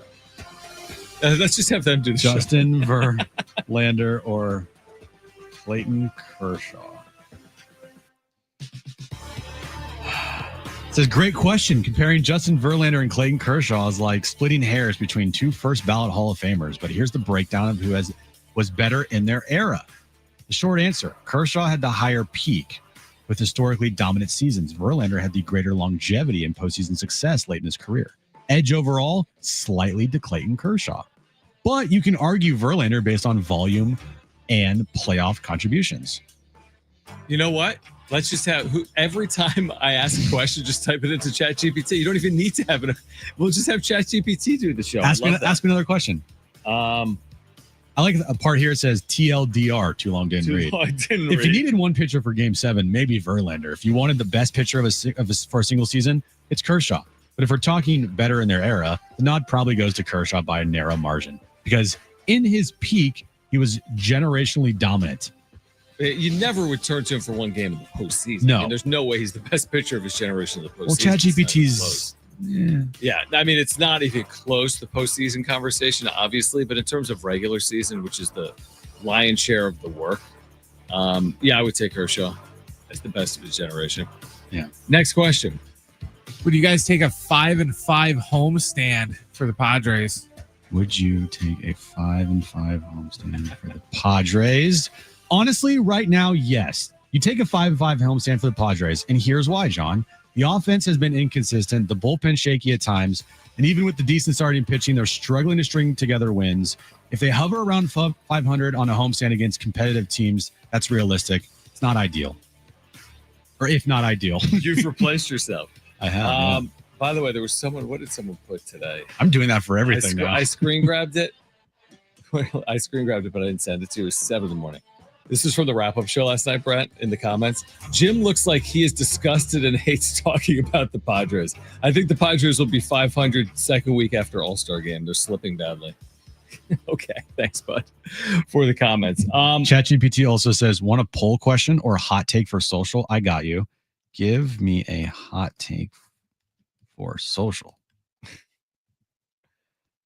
Would you take a 500 homestand? I'd prefer more. It's not going to bury you, though. If they went 500 this homestand, you prefer more. It's not going to bury you. There's worse. I want to see them get going, and it doesn't feel like 5-5 this homestand gets them going. But am I going to go crazy if they go 5-5 over the next 10 games and say their season's cooked? No. I have a hot take, John. Okay. Yeah, let me hear what ChatGPT has for you. If the Padres go 5-5 on this homestand, they should be sellers at the deadline. Because at some point, baseball isn't enough. Not with this payroll, not with this talent, and definitely not with AJ Preller's job on the line. Dude. Did I just replace myself? You've been replaced. All right, we're going to do the July 4th food draft on the other side. No ChatGPT for that. But I'm sure. Or will there be a ChatGPT for plus, that? coming up this hour, your chance to win a pair of tickets to see Britt Floyd and Alan Parsons at the Cal Coast Credit Open Air Theater on July 12th. Stay with us, John and Jim. San Diego Sports 760 live on the iHeartRadio app. Stop, sneeze, achoo.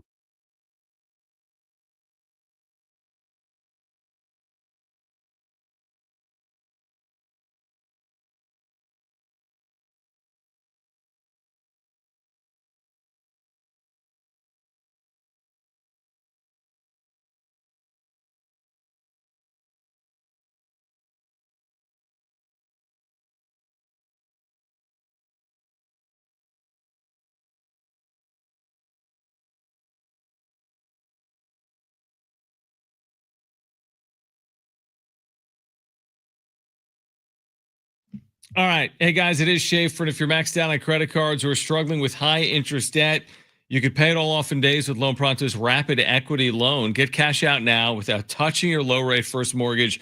There are no appraisals, no waiting, no BS.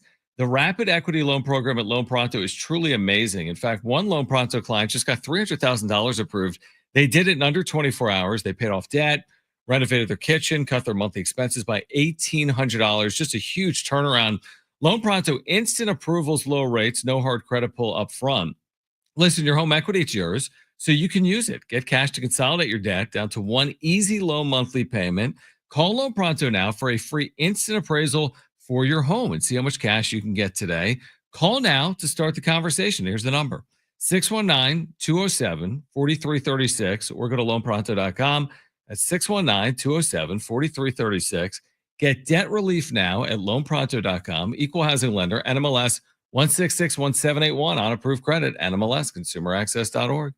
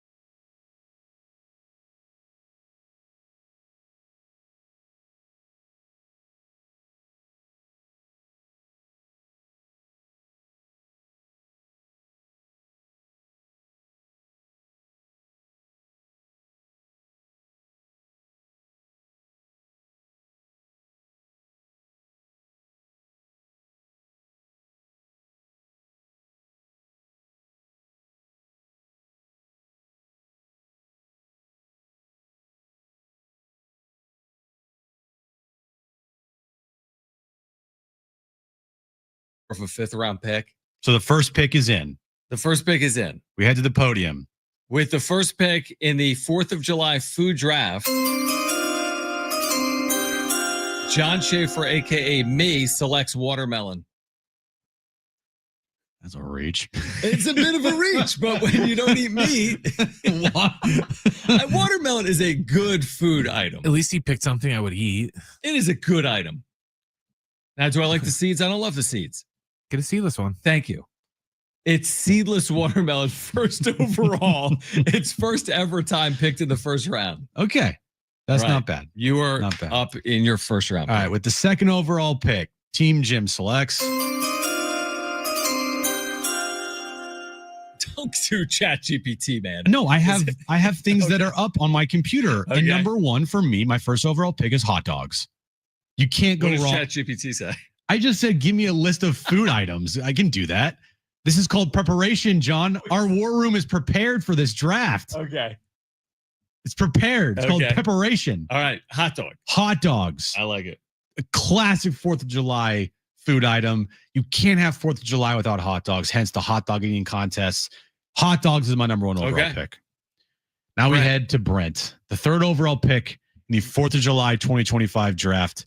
It goes to Brent, and it is Hamburgers. hamburgers. That's a pretty good one. I like that. Well, you have back-to-back picks here. So He you don't need does. to trade up. No, you don't. There's no trades in this There's draft. no trades, So now we go to the 4th overall pick. which is the first pick of the second round. Yes, we're in round 2 here. I guess I'll just get all the meat products out of the way. I'll go brats. Brats. I feel Yes. like you reach there. No. Potentially going Maybe two meat maybe in items. this part of the country, yes, but in the Midwest, brats Right. would go before hot dogs. Okay. Okay. All right. 2 main course items instead of picking a side. Side, yeah. Yeah. All right. With the I got like 2 more picks to do sides. so now I have the 5th pick. You do. All right. What does ChatGPT say you should pick? Doesn't tell me what I should pick. It just gives me food items, and I would have guessed these anyway, but I just want to have them in front of me. Potato salad. Wow. Hot dogs and potato salad. I think I'm off to like probably the strongest start you could possibly be off to with the second overall pick in the draft too. So there you go. Hot dogs and potato salad Okay. is on my board. All right, John, you All have right. the 6th overall pick. I have 6 and 7, right? You do. It's a snake. I should have used ChatGPT. I'm doing it blind. All right. I have my pick is in. With the 6th pick in the 4th of July food draft, I select baked beans. Boo. Baked beans. Of course. All right. You do. So I got baked beans and watermelon. I'm going to need something to actually eat, though. Mhm. I'm liking Yeah. John's Ooh, draft so okay. far. First pick in the 3rd round, right? My pick Yep. is in. Are you writing down your picks, by the No, way? but I have them in my head. With the 7th overall pick, the first pick in the 3rd round, I select corn. No. How about that? Take that, Not ChatGPT. specific enough. My brain beat it. Not specific enough. What kind of corn? On the cob. Thank you. How about that? Yeah, corn is too general because just corn, cream corn, No, corn on on the the cob, What do you street got? corn. Wow. Wow, how about that? Took my pick. Just snatched Yep. it away from me. Just like that. All right, my pick is in. Okay. With the 8th pick in the 2025 4th of July draft, I select macaroni salad. With potato salad? Yeah, dude. It's like a violation of the draft. No, it's not. I can do whatever I want. Macaroni salad. I got macaroni salad and potato salad. Ugh. Those are not my favorites, but they're Jim's favorites. I like macaroni salad. What can I say? All right. All right, Brent, you're up. Let's see. I need a side dish of some sort for 4th of July. Clock is side dish. ticking. Yeah, no, I'm still on the clock. Let's see. Beans are gone. The pick is in, John. Pick is in. Pick is in. Pie. Oh, what kind of pie? Be specific. It has to be apple. It's America. Apple pie. Apple pie. That's Apple good. pie. That's pretty Apple good. pie. That's pretty good. I'll give that. All right, Brent, you're back on the clock. Let's see. Do I go dual desserts? Dual desserts and dual entrees. With Well, all no the sides that I like are already gone because baked beans are already gone, and mashed potatoes aren't really a 4th of July. 4th of meal, July right? thing. So I'm Yeah. trying to think of 4th of July stuff.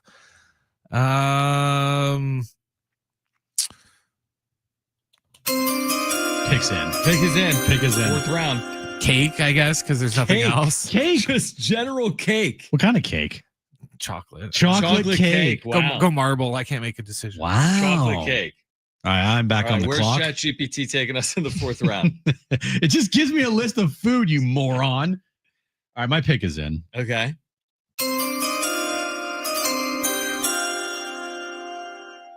Barbecue chicken. That's a good play. That's a good play. Barbecue chicken. That is a good play. Yeah, I can't go Then I'd wrong have there. 3 mains. Yeah, That is a good. I still need a main barbecue chicken. Man, what a good pick by me. by ChatGPT. Okay, so all right, this is my fourth pick. With my fourth pick in the draft. Now this is a little controversial. Little. Right? It's a little controversial. Okay. I'm selecting pizza. What kind of pizza? Cheese. That's the pizza I eat. Is that fair? Yeah, it doesn't scream 4th of July, but we're kind of running out of. We're 4th of kind of July running foods, out. I think. But here's the other thing I'm going to choose with the first pick of the 5th round. And it's your final pick, by the way. I'm going to go with like a frosted cookie with red, white, and blue sprinkles on top that you would buy in a supermarket in a plastic tin. So cookies. Frosted cookies. Frosted Yeah, cookies. That have sugar a ones, July 4th theme to them. Okay. Okay, July 4th themed cookie tray in plastic. Okay. So So Your team is complete. I'm done. I'm good. Your team is ready complete. to play all right, the final pick for me, my pick is in. for you. What do they say? 4th of July cupcakes. Okay, that's kind of where. Yeah, that's better than what I was saying. And we had them That's yesterday in the that's good studio. call. So Yeah, 4th I of was July thinking cupcakes. 4th of July I like that. chocolate cupcakes. I think that's good. I think that's a good pick. All right. I like there it. we go. Brent, final 2 picks of the draft. So I No, need final 2. pick. This is the 5th round. Oh, that's right. Your Yeah, final final pick. pick. Oh, Yeah. good, because I wasn't going to be able to come up with 2. Lemonade. Lemonade. Wow. Oh, I would have taken Capri Sun if I was thinking drinks. Didn't even think about a drink. Nobody talked beer. Nobody talked wine. Nobody talked anything. This show is not a big party show. No, we're not. That's smart, dude. Lemonade is very smart. Wow. Okay, so 20 years ago, all 5 of my picks would have been alcohol and beer. right, Pretty much, exactly. yeah. All right. So, what's your team? You first, since you're the first overall I already pick. forgot. I have watermelon. I have corn on the cob. I have cookies in a plastic bin with a red, white, and blue theme. You have pizza, I cheese have pizza. And what was my second round pick after watermelon?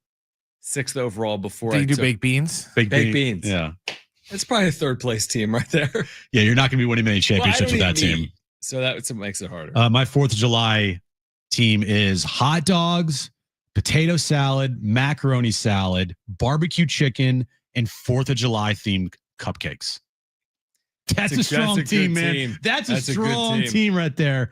All right, Brent, what's your team? I had hamburgers, brats, apple pie, or marble cake, and lemonade.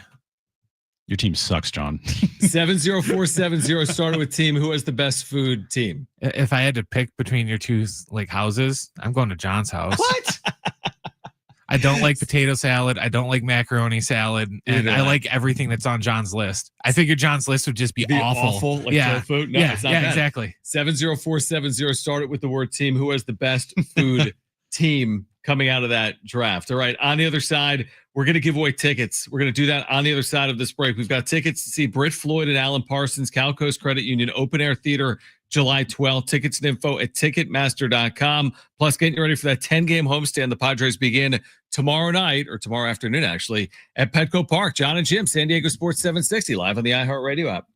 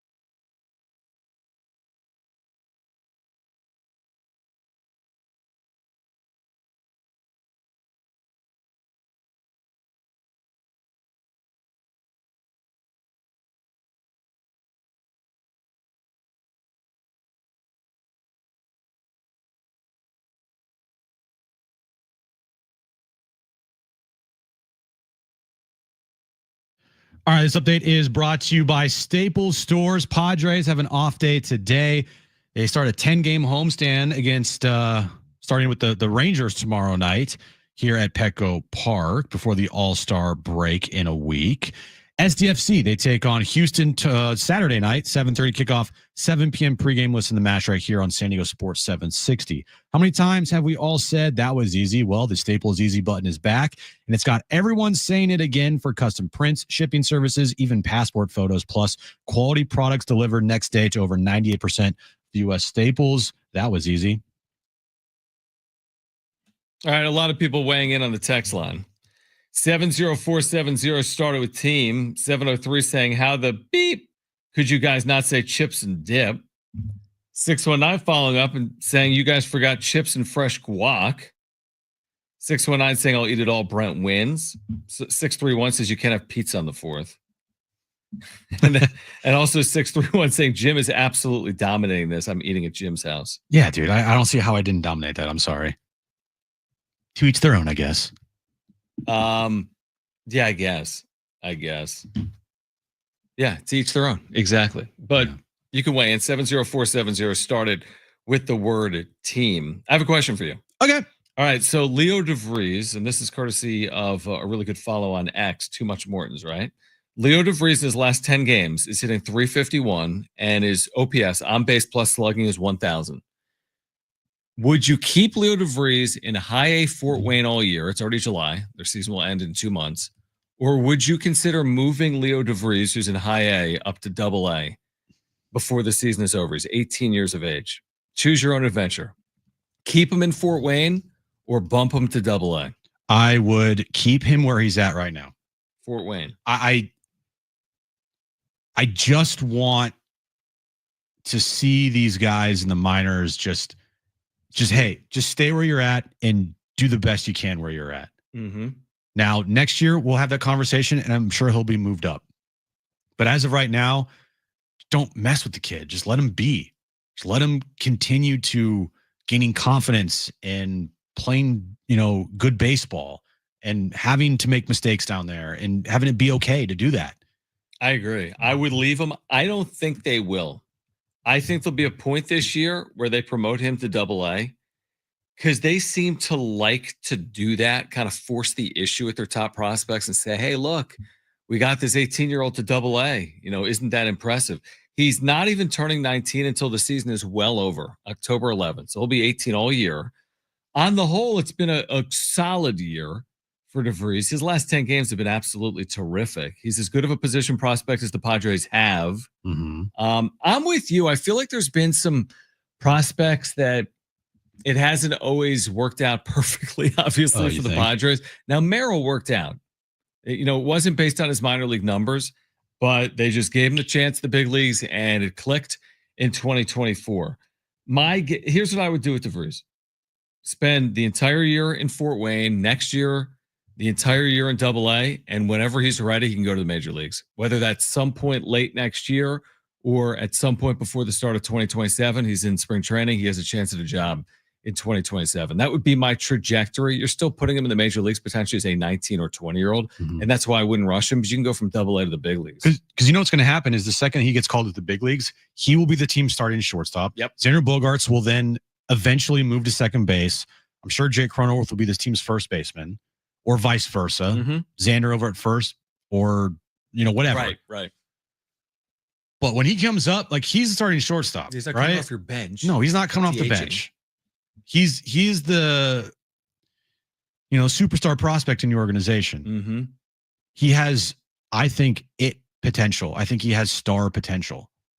Some of the stuff you've seen him do in the minors, you're like, yeah, it's pretty good. Whoa, okay. Mm-hmm. There's a reason why he is the number 3 overall prospect in baseball right now. Pretty high.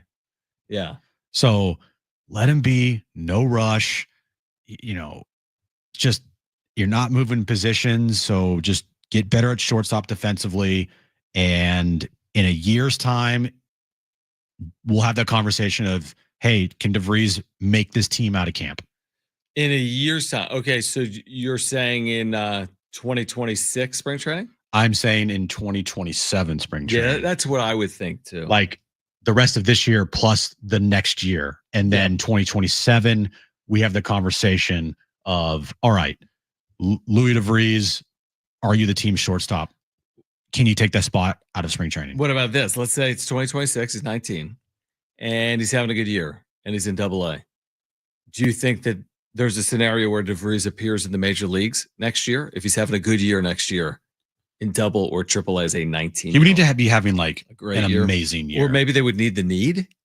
Like they would have to have a need. They would have to have a need. You know what I mean? As opposed to him like overtaking someone that already is playing in the major leagues. I feel like they'd need that. They'd need a reason to do it. Mm-hmm. And maybe it would be his play. Well, Xander's time is limited, maybe very limited at shortstop. He'll play more seasons and more games at a different position in his Padres career than he will be playing at shortstop. Would you agree with that? I would if he makes it that long. He's already played 1 year at second. Yeah, it's only a second year at short. Second year at short. He'll get another. He'll get another. They don't have a real option next year. And then I think they're moving off of him. Right. At short. Or maybe they just might be moving off of him in general, or try their hardest. Yeah, I think so too. I think DeVries, you're going to give him every opportunity come, like you just said, 2027. Mm-hmm. He's still a very young player. 2027, he's 20. Yeah. So he's still going to have to earn it, I would guess.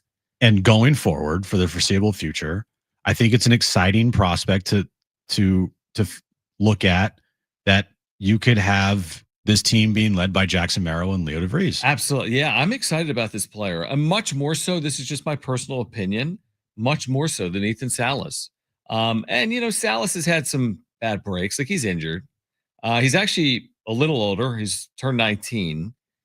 We haven't seen a lot of Salas, Jim. 10 games this year. He's been out with that back injury. He's hitting 188. I don't know when he's coming back. Salas might take a long time. That's the thing. So where I'm talking about DeVries with a timetable of like late 26, early 27, I don't know if Salas is on that same timeline or not. And that's not a reason to I'm not quitting on Ethan Salas.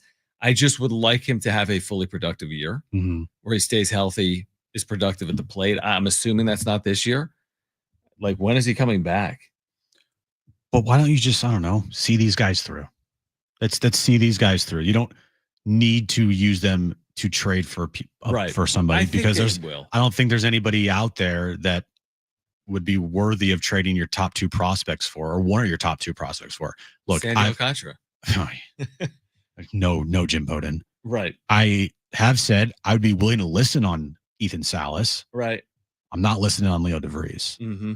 And even just by listening on Ethan Salas, I still am going to be very hesitant. Because me too. We've seen it just happen too many times with this team trade away prospects, and they just do really well elsewhere. Right, exactly. And he's 19. I mean, if you trade away Ethan Salas now, and I'm the one telling you, I'd like to see more, maybe from this young player. He's 19. We have no clue what he's going to look like. It's like a 23-year-old. Guy could be unbelievable. In 3 or 4 years, who can see that far into the future? It takes a long time to develop as a catcher. Ton. Yeah. Way more time. And that's why I think DeVries gets up before Salas. I do too. I think DeVries at minimum's up by his age 2021 season. Yes, I agree. I'd be very surprised if DeVries didn't appear in the major leagues in 2027. Mm-hmm. And he's 20 years old in 2027. So that means he will absolutely appear in the major leagues before 21, barring injury. It'd be nice if Fernando Tatis Jr. would hold up his end of the bargain of being like the superstar player. And then you have, then you have Tatis, Merrill, and DeVries all young in their 20s, leading this franchise. Yeah, there's right. Okay, 2027, Tatis is 28. He's 26 now. Merrill is 22. He'd be 24. You'd have a 28-year-old. You'd have a 24-year-old. You'd have a 20-year-old in DeVries in the major leagues as 3 different starting position players. Yeah. In your lineup. And Manny would be what, 35? 35, which means he's still going to be a big piece. Yeah. At 35. He might not be the exact same, but he'll still be good. I think so. His bat just plays. It does. He's had a gifted bat and swing. Mm-hmm. So yeah, I mean that core potentially that you're talking about within the next 2 years. But remember, we didn't mention Ethan Salas in there. And by the time you get Salas up, if it's another year or two later, Manny will be closer to 40. And that's the thing. Yeah, he's going to be 37. Exactly. But yeah, kind of interesting. We'll see if DeVries sticks in single A or if they put him in double A at some point in the second half. All right. I promise those tickets. We'll do it on the other side of a break. We're here until 6 p.m. We have tickets to give away. We'll do it on the other side of a break. We're talking about the Padres approaching the deadline 4 weeks out, some of the priorities and needs. We'll do that over the next hour or so. But on the other side, a pair of tickets to see Britt Floyd and Alan Parsons at the Cal Coast Credit Open Air Theater. This is on July 12th. Tickets and information at Ticketmaster.com. We'll give those tickets away on the other side. We're here until 6. This is John and Jim, San Diego Sports 760 and live on the iHeartRadio app.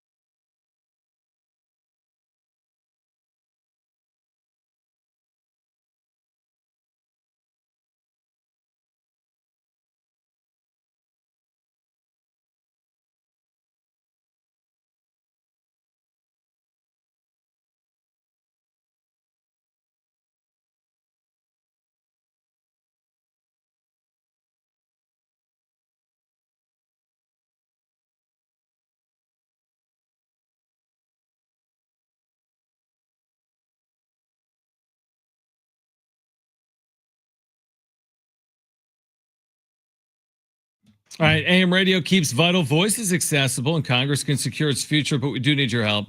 Text AM to 52886 now to support keeping AM radio in cars. Tell your member of Congress to pass legislation now and keep AM radio in cars. Standard message and data rates apply. So you put this on the internet, our drafted food teams for the 4th of July. I did. And who is winning according to the Twitter poll? Is it me? I would suspect me with watermelon and pizza. is it Brent who loaded Pizza. up on the meat. He went did. burgers and brats. I thought it was a good strategy. Yeah. You went all the salads like potato. And Well, I know I this, went that, and I the went a other. main with a hot dog, and then I went 2 side dishes, and then I went back to meat with barbecue chicken. Yeah. Okay. 2 salads. The word salad is in 2 of your words. But they're not. It's like not a. It's like just a form. It's not an actual salad. It's And not there's green. a Caesar. Yeah. It's not a Caesar salad. Right. It's like potato and macaroni salad are as 4th of July as it gets. Know. But it's basically Brent. Hamburgers and hot dogs wash each other out, and now it's brats against chicken. I feel like Brent is winning.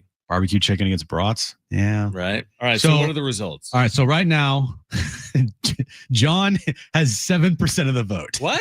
It's not. I voted for me. Not looking good for you. Okay. Brent is actually leading the vote by a whopping 60%. Told you. Well, you're People love brats. You have 60% of the vote, right? Brent has 60%. Brent has 60% of the vote. How many did you have? So what? 33%. Wow. This is a rout. Darnay Tripp chimed in. As we all know, families all across the country will gather to celebrate our nation's independence over a large cheese pizza. Yeah, exactly. I mean, I Just guess like our forefathers did. I guess in theory, when doing the draft, like he said, I should have just pretended to eat meat for the purpose of winning the draft. Like I could have drafted any food item. I don't have to eat it. It's not being brought in. But here's the thing. The I just whole don't believe theme it. of the draft was 4th of July food. It wasn't just any food in Well, I particular. didn't go any You can't food. be like, I hey, went watermelon. sushi. I went watermelon. I know, Hold it's on. good. Watermelon, good, right? Red, white, Baked and blue beans, sushi. good. Yes. Baked beans, do we agree? Yes. Yeah. Corn on the cob, good Yeah, pick. Good pick. Cookies, July 4th theme, Yeah. right? That's Yeah. fine. Where I might have gone astray was the Cheese pizza. Italian cheese pizza. Can I get a margarita pizza, please? Right. That's where I probably went astray. But how long is this polo? It's got 23 hours. You can vote through the 4th of July. You got plenty of time to vote. Find us, by the way, on X at John and Jim, JONANDJIM. The vote is constantly shifting. Right now, Brent has went from 60% of the vote down to 57% of the vote. I have jumped up to 35% of the vote. John still is at. I'm up to almost 8. You're up to almost. How 8%. many of your burners have you voted for yourself? No, I don't have any. No. How many I'm precincts have reported? Exactly. All right. So vote. We're at 1%. Right. Exactly. Follow us and vote at John and Jim. JONANDJIM. We have an update. What do you got? Someone commented, "Who the F picks baked beans?" LMAO. Dude, baked beans are not worse than macaroni salad. I like baked beans. Thank you. Baked beans are good. I think I have macaroni salad and potato salad stuck in my head because Erin went to the store yesterday and got food for 4th of July for our barbecue. And she got hot dogs, hamburgers, potato salad, and macaroni salad. Yeah, Even though John's baked beans wouldn't have bacon in it, which is kind of sacrilege, but still. Yeah, exactly. It'd be completely vegan tofu beans or something.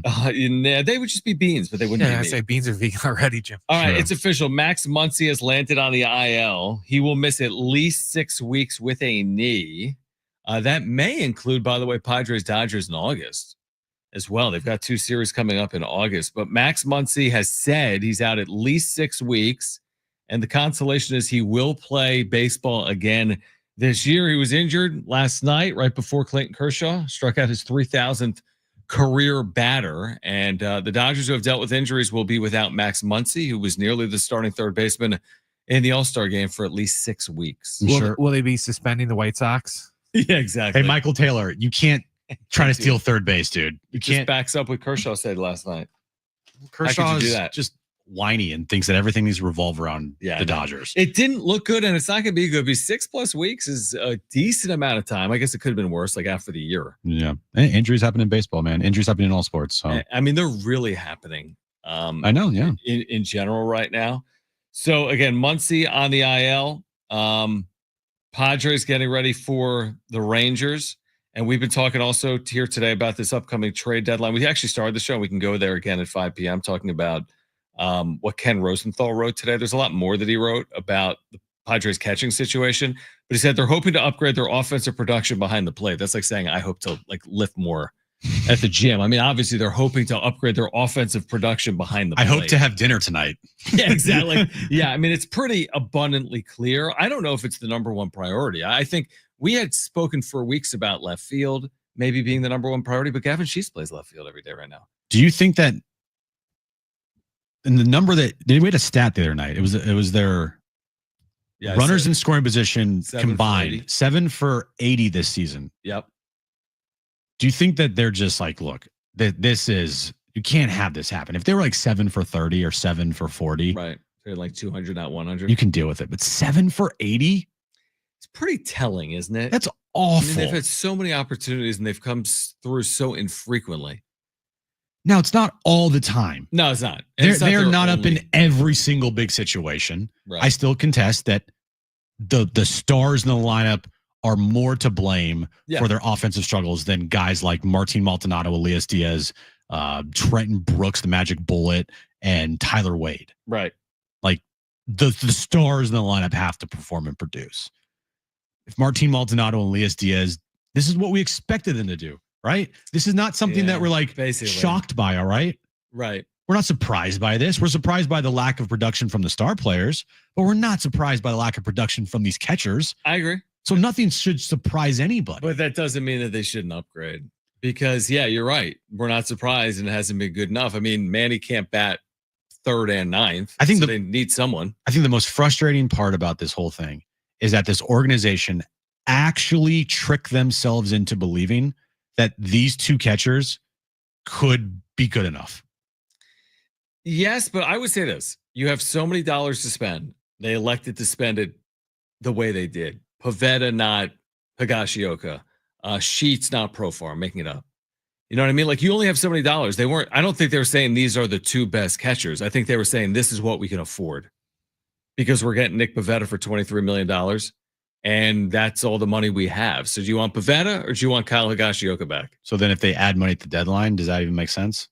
I don't know. I mean, are we fully convinced? Because actually MLB Trade Rumors talked about this today. Are we fully convinced they're adding big money at the deadline? I don't know. Maybe I don't think it's big money. Maybe a little, maybe like between 5 to 10 million tops. How about this? Even that's a lot, though. MLB Trade Rumors. The Padres are well into the luxury tax, an estimated $263 million worth of obligations, putting them in the second tier of the penalty. Any addition would come with an additional 30% tax.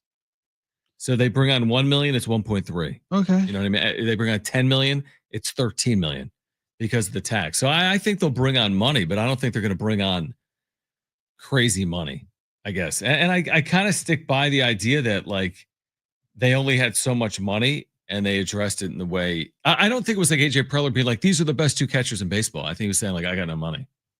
And this is the best I can do with my no money. Yeah, I get it that they went and they chose pitching.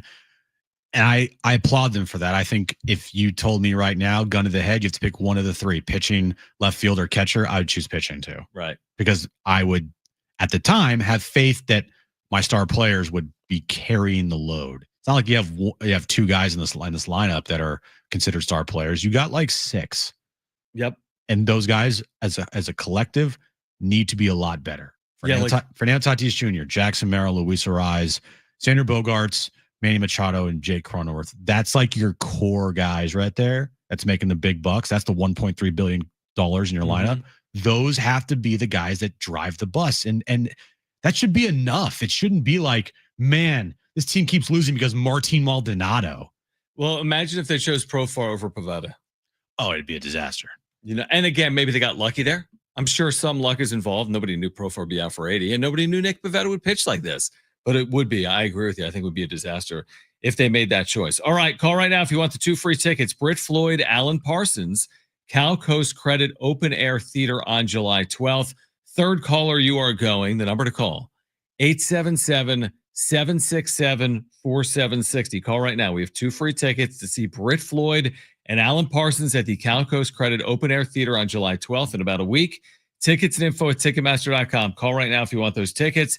877-767-4760. Much more in the upcoming trade deadline. On the other side, we're here until 6 p.m. This is John and Jim, San Diego Sports 760 and live on the iHeartRadio app.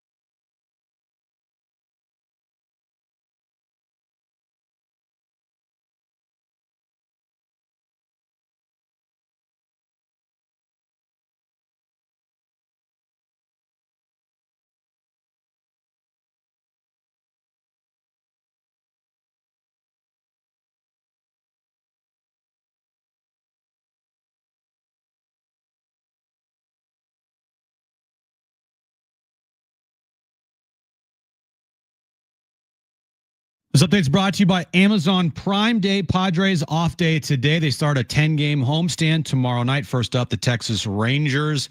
After their 10-game homestand, it will be the All-Star break.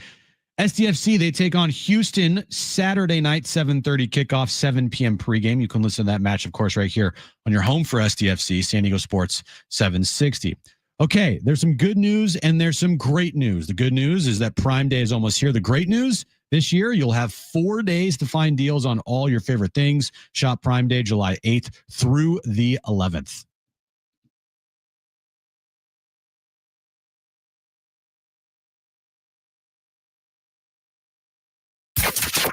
Getting you all set for that drive home. Let's just start the show. Here's John and Jim. All right, San Diego and Southern California, what's going on? Final hour of the week for John and Jim. July 4th weekend is here. We hope you enjoy it. We appreciate you hanging out with us for the next hour on your drive home or wherever you're heading here this evening. We're with you until 6 p.m. We'll have Jim's back page coming up. If you missed our food draft, we did that earlier. You can go to John and Jim on Twitter to see it. Just give us a recap again of the food draft and who's winning. Recap, John with winning? John, his team is watermelon, baked beans. By the way, this is in order of what you picked it. Cheese pizza, corn on the cob, and cookies. Okay. Mine is hot dogs, macaroni salad, potato salad, barbecue chicken, and cupcakes. Brent's is hamburgers, bratwurst, lemonade, apple pie, and cake. And right now, Brent is leading the way with 56% of the votes. I have 34% of the votes, and John, you have 10% of the votes. I feel like my voters probably are more likely to come in tonight when they get to social media. Like I got a lot of people. I got my people that come in later. The mail-in ballots haven't been counted exactly. yet. Thank you, Brent. Like by those other people, is that like your family members like that are coming to vote? Kristen's going to vote for me. She's going to make a couple burner accounts and vote for you? Maybe. Potentially. I'm just going to say this right now, John. I don't think you're winning this. I'm not going to win. I don't care. No. I don't win any food thing. It's always the worst. Look, you didn't have that awful of a draft. No, it's not a bad draft. I agree. I'd still go to John's house over Jim's house. The pizza is where things went awry. Yeah, they did. That's where things everything went else is everything else is 4th of July themed. What should I have gone with as opposed to pizza in that spot? Or if there's something that's missing great here? Question. I mean, people said chips and dip. Oh, there's one that I saw. Someone said ribs.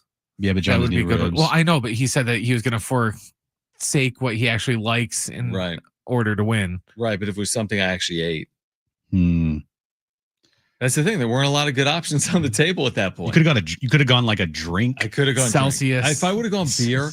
No, if I would have gone beer, I feel like I could have gotten votes. Yeah, you just like played the crowd. Yeah, just like beer. You're like, yeah, I love beer. I like watermelon. Yeah. It's Americana. Like July 4th. Like baked beans. Baked beans. Like cookies. Chips and dip's a good one. Like Ryan Burgert.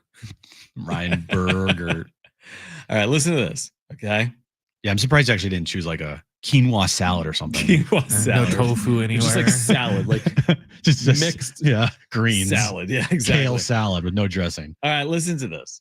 Because you said unequivocally, you said the Padres have the worst catching duo in baseball. This is Ken Rosenthal. They rank 26th in OPS. Lies. Okay, so it's not good, especially for a contending team.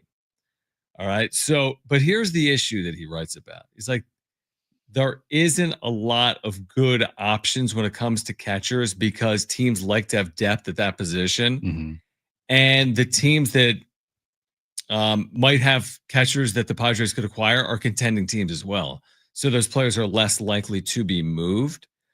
He also wrote this, that like the Orioles placed 3 catchers on the IL in a span of 10 days. He says once they're healthier, they could make a player like Gary Sanchez available for a second stint in San Diego.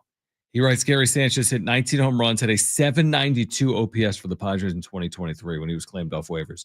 So Gary Sanchez, he's had very limited opportunities because of injury this year.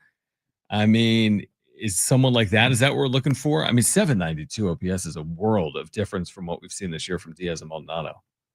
And that's what he did the last time he was here 2 years ago. Can you bank on striking no gold twice with that guy? Good. That's the thing. I don't know. I, I don't know who is actually out there that could be like this massive upgrade. Like you say, like Gary Sanchez. I mean, Joey Bart. Do you call on Sean Murphy because they call on? I mean, they call on Rafi Devers. I call on Sean Murphy. So I'm calling the Braves. Sean Murphy. Calling Sean Murphy. I mean, why not? If you're the Braves, maybe you get out from underneath it. By the way, there was a ridiculous take yesterday we never even brought up. Who brought up the idea on, I think, MLB Network saying trade Acuna? They're not going to compete next year either. I'm like, that is, trade Acuna is about as ridiculous of a take as you're going to find. But trade Sean Murphy to me is not a ridiculous take. He's owed a good amount of money, $45 million over the next 3 years. The question is, if you're the Padres, can you take on that kind of money and give the Braves what they want in addition? Like that's a different realm of catcher when you get to that level of player. Ken Rosenthal did say that Sean Murphy's another catcher that will unlikely be on the move. Yeah, which makes sense. Could change if I'm just looking at Sean Murphy and his contract. He's owed $15 million a year, 26, 27, 28. Okay, Club option 29. So a lot of money. Yeah, good amount of money. Not absurd, but yes, a good amount of money. It's in 225 this year, 12 homers, 30 RBIs. Yep. So he hasn't been great. No. How old is he? Good question, John. He's 30. 30. All right. Yeah. I don't forecast that. Crazy trade. Okay. Never would happen. And by the way, making up these trade scenarios is always ridiculous because I mean, come on, it's never going to happen. But if I said Ozuna and Murphy right now from the Braves, but you have to include Salas. All right, so you have the controllability of your catcher for the next 3 Now, the money, it just wouldn't work. I get it.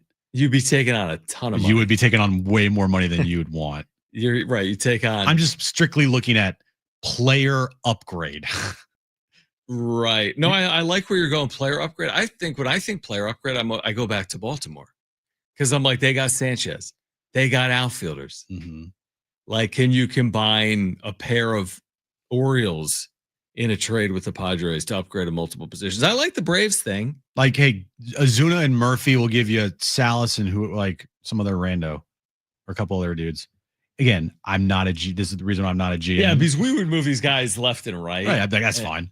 But we just said 10 minutes ago, I know. like, hold on to that. But I like where your mind is going, not necessarily with Salas, but the idea of like, can you get multiple pieces from one club? Yeah, I said yesterday, can you kill two birds with one stone on the trade market with either like the Orioles, with like the Atlanta Braves? Can you go out there and be talking about, hey, we need a right-handed bat or we need a catcher, and then at the, towards like when the conversations are heating up, be like, hey, how about this guy too? Happened in the Juan Soto trade. When they traded for Juan Soto, they also got Josh Bell. Now that was just kind of like, I think, a throw in. It's like, hey, we're giving you all of our prospects here. Mm-hmm. But Josh Bell that year, I want to say, was before he came to San Diego, was doing he really was well. good, yeah, before he got here. He had a huge home run against the Mets, I want to say, in game 1. I remember that, yeah. Game 1 or 2. I remember. No, it was game 1 against Scherzer. I remember. Yeah. that. Did it give him a 1-0 lead? It did. Yeah. But that's what I'm kind of looking at here. Now, that would take some crazy maneuvering, bring a bunch of money back, probably having to trade away prospects you don't want to trade. Pipe dream, but if I'm playing my Jim Russell, MLB The Show, I'm the general manager trade, like that's... I mean, I got another one for you, but he's on the IL, right? Is Chris Sale on the IL? He's on the 60-day IL with rib cage. I know. Hey, bring him in. Bring him in. No, they can't go that far, But again, dude. the money, it's like, yeah, you can only go so far with it. Here's the one thing I would say, like when the Padres were bad in 2023, you and I agree they made a mistake not selling, right? At the deadline. Yes. Do you think the Braves make that mistake? I say no. I think Anthopoulos is one of the best GMs in baseball, and I don't think he's afraid to say, this ain't it. I'm selling. Obviously, he has his guys that he's going to keep, and we're retooling for next year. That's exactly. It's like, you're not saying that we're rebuilding. You're just saying the year didn't work out well. Dude, they lost Sale. They lost Schwellenbach. They didn't have Acuna for their first 50 games. Profar, he just returned. He had a home run, by the way, in his return. I think he's been in his 8 games. I think he's been good before he went on the suspended list. 5 games. Yeah. 5 games. Yeah. I think if you're in their position, you look to fortify for next year. Mm-hmm. And by the way, Acuna, I think actually said this is in the Atlanta Journal-Constitution. He's like, I'm playing my entire career here. So like you don't trade. To me, that's Luka of baseball trading Ronald Acuna Jr. It's too early to say this year ain't it for the Padres. Oh, well, no, 100%. I'm saying from Atlanta. No, I know. I'm just talking about the Padres because we mentioned 2023. That team was not it. I think AJ Pro, looking back on that, does regret not trading away Snell in particular. Right. Because you could have got some good pieces back. If those pieces would have turned in anything, who knows? But at least you would have gotten something for Snell. Instead, he left, went to your division rival in the Giants, and then, oh, by the way, stayed in your division, goes to the Dodgers. I mean, you would have gotten more than something. He won the Cy Young. I know it was a rental. You would have gotten a lot. I mean, that's gonna, haunt Preller, I think. But what was? I mean, I go back to 2023. They sweep the Texas Rangers, the team they're about to play, heading into the trade deadline, and that's when they hedged. Like, what was their record in 2023 at the deadline? I always forget. So I think they're like either a couple games over or they were at 500. Yeah, something like that. I'm looking right now. They were 50. Dude, they were 52 and 54 after sweeping the Rangers. And they still bought. Yeah. Or kind of fake. Well, they didn't sell, I guess was the point. They didn't sell. 52 and 54. Which is a big difference between where they are now. These are 6 games over. Now, they did think that Joe was returning that week, and 2 days later after the deadline, his season gets, you're done. Yeah, exactly. Yep. So, and the same thing happened in 2022. They thought they were getting Tatis back. Nope, pop for steroids. Yeah, good point. What will happen this year? Well, that's why I always say, like, you can't have enough security in terms of the pieces you're going to add. Right. That's why you always want insurance. I mean, it's the classic example of what insurance is. The whole point is you need depth. You need insurance. You don't know. Once the deadline passes, you're on a life raft. You can't do anything. Because you know how annoying it is to have car insurance? You're just paying $160, $170 a month. And you're like, why am I, quote unquote, wasting money here until you get in an accident? And guess what? That insurance that you pay $160 a month for comes in real handy. Yeah, which goes back to and that's been their issue with starting pitching, because they have had those injuries pop up in second halves of years, whether it's I'm going all the way back, the Clevenger Lamettes, the Musgroves, the others. Well, I mean, Darvish in 2021. Yeah, exactly. Snell in 2021. Yeah. So that's 2023 Joe. Last year Joe again. I'd be surprised if they didn't add starting pitching. I really would. Well, I'm not saying it's going to be a frontline piece, but I'd be surprised if they didn't add. I don't know if they're going to, but they're going to try. They're going to try. Right. So exactly. All right, more on this. We're here until 6 p.m. Again, you can vote on our food draft. Want to go till 7 instead? We could keep going. Want to go till maybe 9? And let's come in tomorrow from 2 to 6 on the 4th of July as well. I like that idea. We're going to have an update on our food draft. You can vote right now at John and Jim, JONANDJIM. We're here until 6. Jim's back page is ahead as well. This is John and Jim, San Diego Sports 760, live on the iHeartRadio app.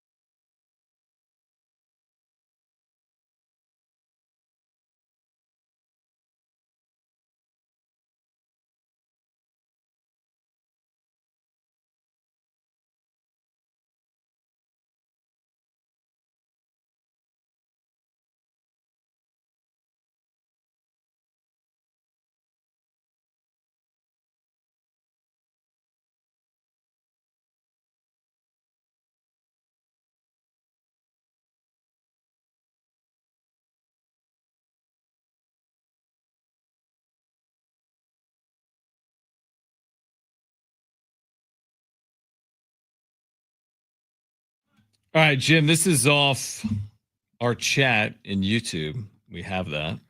Yes, we have multiple Find ways us on YouTube. that you could reach out to us. By the way, San Diego FC back Saturday night. They're taking on Houston at Snapdragon. You can hear the match live Saturday, 7 p.m. right here on San Diego Sports 760. Your home for SDFC. Matthew, thank you. He says, I think we should buy and sell. How about we land Edward Cabrera or Brent Rooker, sell rentals, and get controllable? He says, get Austin Barnes. He just signed with the Giants. But buy and sell. This is something we talked about earlier. Darnay Tripp had thrown this around. I guess it was our idea, but then he ran with it, I guess. Buy and sell. Come on, Darnay. Stop stealing stuff from us. Seriously. He mentions Edward Cabrera, right-hander, who's made 14 starts this year. He's got a 3.41. He mentioned Brent Rooker, old friend. They had Brent Rooker. They had him. I mean, is he going anywhere? He's like their best player or among their best players. Brent Rooker is such a great story. He really is. He was drafted by the Twins in the first round in the 2017 MLB draft. Okay. Made his debut with the Twins in 2020 in the COVID year. Okay. Bounced around, came to San Diego. I forget how he came to San Diego. I do too. I don't. Not like Rule 5, was it?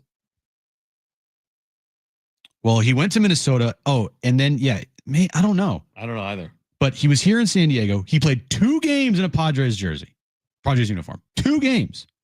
He had 7 at-bats. He had 0 hits. 0 hits of the Padres. Then I want to say he got traded to the Royals. Why did he get traded to the Royals in 2022, John? How did he get to the Royals? Was it part of that? Who did they add the closer from the Royals?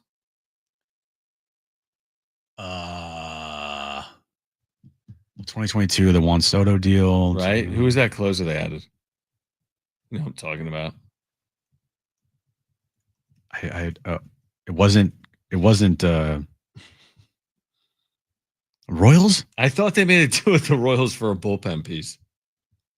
I don't remember. Neither do I. Anyway, the point is, the Padres either traded him or figure out what happened. I have no idea what happened. And then he played 14 games with the Kansas City Royals in 2022 and hit 160 in 29 plate appearances. Right. Then he got picked up by Oakland, either trade or whatever. I don't even know. That year in Oakland, he had an 817 OPS with 30 home runs, 20 doubles, and 69 RBI. Then in 2024, last year, he hit 293 with a 927 OPS, 39 homers, 112 RBIs, 26 doubles in 145 games. He had a 5.6 WAR. Look at that. He's on a $60 million deal. Yeah, he signed a contract after 2024, Yeah, he's on a $60 million deal. And this year with the Athletics, not the Oakland A's, he has 18 home runs. He has an 834 OPS, 18 doubles, 2 triples, 46 RBIs in 89 games. Bring him home. So listen to this. Great story. This is what happened. Traded by the Twins to the Padres in the Chris Paddock deal. Oh, okay. Okay.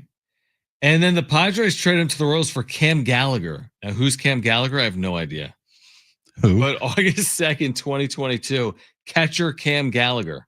Where's he at? The trade. I don't know. I have no idea.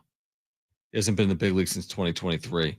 But yeah, it's amazing, man. I mean, it's kind of interesting when you start doing that like math. Did I expect Brent Rooker to ever be like this legit power threat and going to get $60-70 million in the major leagues? I didn't. I guess I didn't think about it. Good for him, though, man. It's great for him. That's an amazing story. It's All-star. Crazy. Got a contract from the A's who don't give out contracts, $16 million. Like, dude. I know. And you're right. So this could be his 3rd straight 30 home run year. Yeah. Because he went 30, then 39. He's at 18 so far this year. Yeah. And it wasn't like he's been playing in this AAA ballpark for the last 3 seasons. Right. He's performed in a lineup that's been anemic. Yeah, the Oakland Coliseum wasn't some bandbox. Yeah, exactly. Are the A's? I don't know why you'd sign him to the 5-year, $60 million deal and move him. I guess would be my point. But listen, the Padres are going to, it's impossible to theorize on what move they're going to make. He's a right-handed bat, which you like, but we have to give it time, obviously. That's the one thing. I think people want everything now, but I think they're going to have to do with what they have now. Like this 10-game homestand, Nobody's walking through those clubhouse doors come tomorrow. Kyle, maybe you, Darvish. Kyle Higashioka's not walking through those doors. Oh, he is actually, right? With the Rangers. Oh, he is walking through the doors. My point is, I don't think the big addition. I don't even know if the big addition comes at any point, and I don't think the big addition comes during this upcoming homestand. My addition will be in the ballpark this weekend. Not me, who I want the Padres to go get. Okay, that is. Don't tell me. That is Adolis Garcia of the Rangers. That is correct. So is he still your number one? That's your number one go get if you're AJ Preller? I don't want to say number one go get. He's just kind of like my trade crush. Right, because you saw he hit a game-tying home run the other night and you fell in love with him. I'm like, I want to watch that player here at Petco Park. Well, you're going to have a chance to watch him up close and personal because you're going to the Padres game Saturday. I am. Now, I don't know if he's going to play in left field. He's a right fielder. Well, you still see him. I'll see him. I mean, you have eyes. Maybe he'll hit a home run into the little left field corner porch. So now he will, based on that. He's your guy, though. Hey, he's hitting 232 on the year, 10 home runs, 18 RBIs, 10 home runs, 18 doubles, 49 RBIs. All right. Well, his OPS not great. His on-base percentage not great. But you like him. His slugging percentage not great. But he's hit a lot of, you said the track record's good, right? He's hit like 30 plus home runs a number of times. He has, yeah. Well, just one. Twice. He has hit 30 home runs 2 times. His postseason, by the way. Mm-hmm. Listen to these postseason numbers of the Rangers in 2023. They won the World Series, obviously. Yep. He was the ALCS MVP. Corey Seager was the World Series MVP that year. Right. Against the who, John? This was against the Rangers beat who in the 2023 World Series? That's correct. The Rangers beat who in the 2023 World Series? Mm-hmm. I don't remember the Rangers winning the 2023 World Series. Yes, I do. Yes, you do. Did they beat the Dodgers? They did not. This team, though, beat the Dodgers to get the World Series. Starts with a D. Not Arizona. The 84 win Arizona World Series 2 years ago. Remember they made the postseason by like a game. Come the Padres. on. Yeah, I know. They were in the world. I've completely blocked that out of my mind. Yeah, I've completely blocked. I can't even deal with that. I cannot. They were. How many games did that World Series go? 2. Best of 7. I think it was 6. They won 2 games in the World Series. Let me check here. I don't remember that. I think I 5 or 6. More than 4. More than 4. They won 5. Won 5. Okay, so they won a World Series game in 2020. Yeah, Rangers won 4-1. Okay.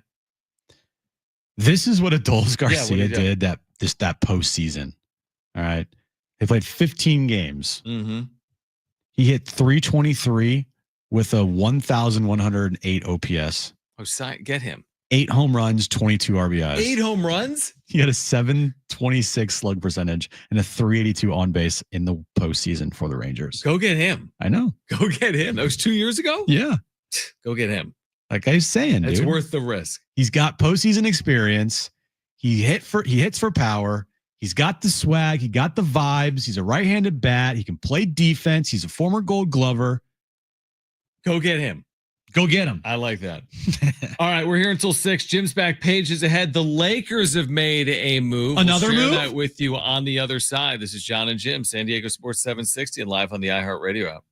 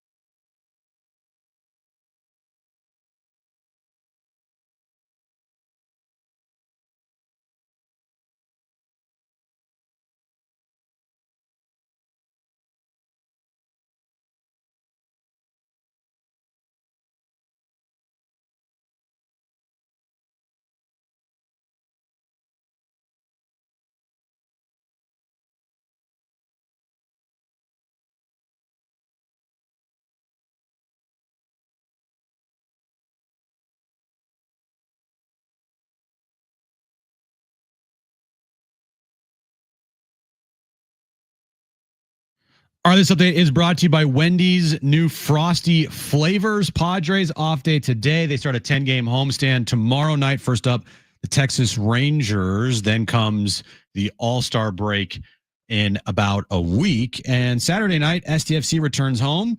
7:30 kickoff as they take on Houston. 7 p.m. is when our pregame coverage starts right here on San Diego Sports 760.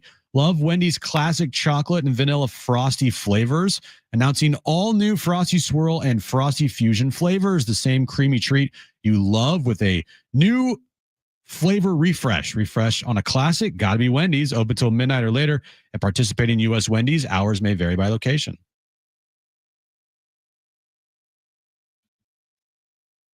Are we going to this card show on Saturday?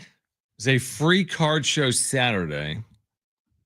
I'm going. You're in. Well, here's the difference between me and you. You have no children. It's true. Yet. So you have more flexibility, which I'm envious of. Here's how the conversation went the other night with Aaron. You threw me under the bus. 100%. Hey, John wants to go to a card show on Saturday. It's in the morning. So is that cool if I go with John to the card show? Yeah, sure. Have fun. Okay, cool. I'll probably leave a little early. I'll probably be back around like 12:31, and then we can get ready to go to the Padres game. Is that cool? Yeah, totally cool. I was like, how did she just say yes? Did she get like nails done, or she mentioned, she goes, if you're gone in the morning, I'll get a lot done around the house. Like, perfect. I'm like, this is great. That's great. Right. The house will be great. Everything's gonna be perfect. You get them home. She goes, I get a lot done. I get a lot more done when you're not here. And I go, I'll just leave then. This is amazing. Are you guys going to pull that scam that you do when you're kids? Be like, oh no, John, you tell your parents you're going to sleep over at Jim's house. And Jim, you say you're sleeping over at John's house. Exactly. When I come home with cards, I'll say, I traded all my cards for these cards. Perfect. It didn't cost me anything. Did I ever tell you, Brent, what happened at the card show? What like the last card show we went to? Did I ever say that on the radio? Yeah, I think that you walked away with the digital cards at $100. Yeah, so basically, I think you said that on the radio. Oh, on Monday. Well, I said my plan going in was you have to have a plan. I had a couple cards that I wanted to get, and I brought some of my own cards that I've had for a while, and I ended up trading those cards for money, and then buying the cards that I wanted, the slabs that I wanted. I ended up walking away from the car show with 3 PSA 9 cards that I wanted and $120 in cash. Yeah. And then you were able to buy lunch for Aaron. So with that, she was like, I love card shows. Aaron's like, this is great. Yeah. She's not going to like it as much when you come home with a card and you're like out $1,000. But you have to start with like a positive thing. Yeah, exactly. So then when you say I spent $150 on cards, you'll be like, oh, hey babe, it's all evened out. Exactly. That's exactly right. The Lakers have made a move here this afternoon. They trade LeBron? July 3rd. No, they haven't. But they've signed their backup center, who was with them last year. Jackson Hayes will play presumably behind DeAndre Ayton. At a nice little year, 1-year deal. Jackson Hayes will be back. Last year, 7 points, 5 rebounds, shot 72% from the floor, presumably around the rim. So Jackson Hayes, was he the missing piece? Was DeAndre Ayton the missing piece? Because they have those two pieces. He couldn't have been the missing piece, Jackson Hayes, because he was there last year. All right, so a little behind the curtain here. We are inching towards the end of our July 3rd show when John brings up Jackson Hayes. You think Jackson Hayes for the Lakers is a good re-addition for the team? 3.5 hours in the Padres is enough. 2 minutes on Jackson Hayes is enough. True. Well, that's perfect. I got nothing on Jackson Hayes. Well, what do you have on? We kind of talked about it yesterday. How about this? DeAndre Ayton. The DeAndre Ayton move for the Lakers, I think, is viewed much differently than what we discussed yesterday on the show. And I think it's viewed as this thing is a ticking time bomb because, yes, they need a center. And you look at his numbers, and on paper, face value, they're good. But defensively, effort-wise, him just staying on the court healthy, probably not the best mix for what this Lakers team actually needs. And in a league where it's become way easier to get a center off the court because the way the game is played, you just get a couple athletic wings out there. They can't guard the athletic wings, and then they force them off the court. By getting rid of Dorian Finney-Smith, or at least not bringing him back, you lose a wing defender. You lose athleticism, and instead you add a center who has been flaky, not really good on defense. He's put up some good numbers here and there, but overall, is he the game changer that the Lakers needed to add to take them over the hump? Or are they just going to rely on, hopefully Luka's in shape, so he'll carry the load along with LeBron? It's like the Tatis Machado. I mean, no. I mean, it starts with LeBron and Luka. It's not going to start at all with DeAndre Ayton. The question is, like, is he the complementary piece? Does he fill the need that they were sorely lacking last year to go put them? They needed a center. They needed a center because JJ Redick would not play Jackson Hayes at all. And they tried trading for who at the deadline, and then it was like revoked or whatever. The dude from Charlotte, something Williams. Yeah, exactly. I forget his name. So they tried to do that. They didn't execute on that. They've added 8. And this comes, by the way, days after LeBron James was like, I'm keeping an eye on you, Lakers, this offseason, because if I don't get what I want. DeAndre Ayton. I mean, if you Google right now LeBron James, like seriously, if we were doing that, if you Google LeBron James right now, you get every single team why he'd be a good fit. Oh, Cleveland, why it makes sense to bring him home. Dallas is a possibility. This is why it makes sense with Dallas. So, like, yeah, I agree he's not going anywhere, but there's a ton, and maybe it's all clickbait, but there's a ton on, well, LeBron said if he doesn't get what he wants, he would consider going elsewhere. And it was Mark Williams. Yeah, from the Charlotte Hornets. Yep. Trade got vetoed because of bad physical. Physical. Okay, so you put the Lakers away. Let's fast forward. The season ends. Okay, next season ends. I think they're gonna have just a lot of problems still. What seed will they be? 6th, 7th, really 8th. Wow, they're not like, all right, let's go top teams in the West. OKC, Houston, Denver, Dallas, if they're healthy. Minnesota. I got the Clippers. And I think the Warriors and Lakers are kind of around the 7-8 range right now. And then 9-10, maybe the Spurs, maybe the Kings or something like that. Yeah. The Pelicans or something. Right. Maybe once you get to 10, I mean, am I missing a team here? No, the Grizzlies. Maybe. But Jaren Jackson's going to be out for a while now with the turf toe after he just signed his long-term contract with them. That's not good. Yeah, I mean, no, I think you said it probably pretty right. As in, it would be surprising if the Lakers were able to elevate into that upper echelon of like the second tier, not Oklahoma City, but that like Dallas, Houston, Minnesota, Denver tier. I also think the Warriors have some big problems. Yeah, how are you dealing with it? Are you like okay with this? I mean, here's the thing: like you got to like pay up. They were so good for so long. Pay up just like by being average. By being a fan, exactly. How much? You got 4 titles. I know. With this player, Steph Curry specifically, you got 4 titles. Yeah, sometimes you got to pay up. He's 37. He's not 27.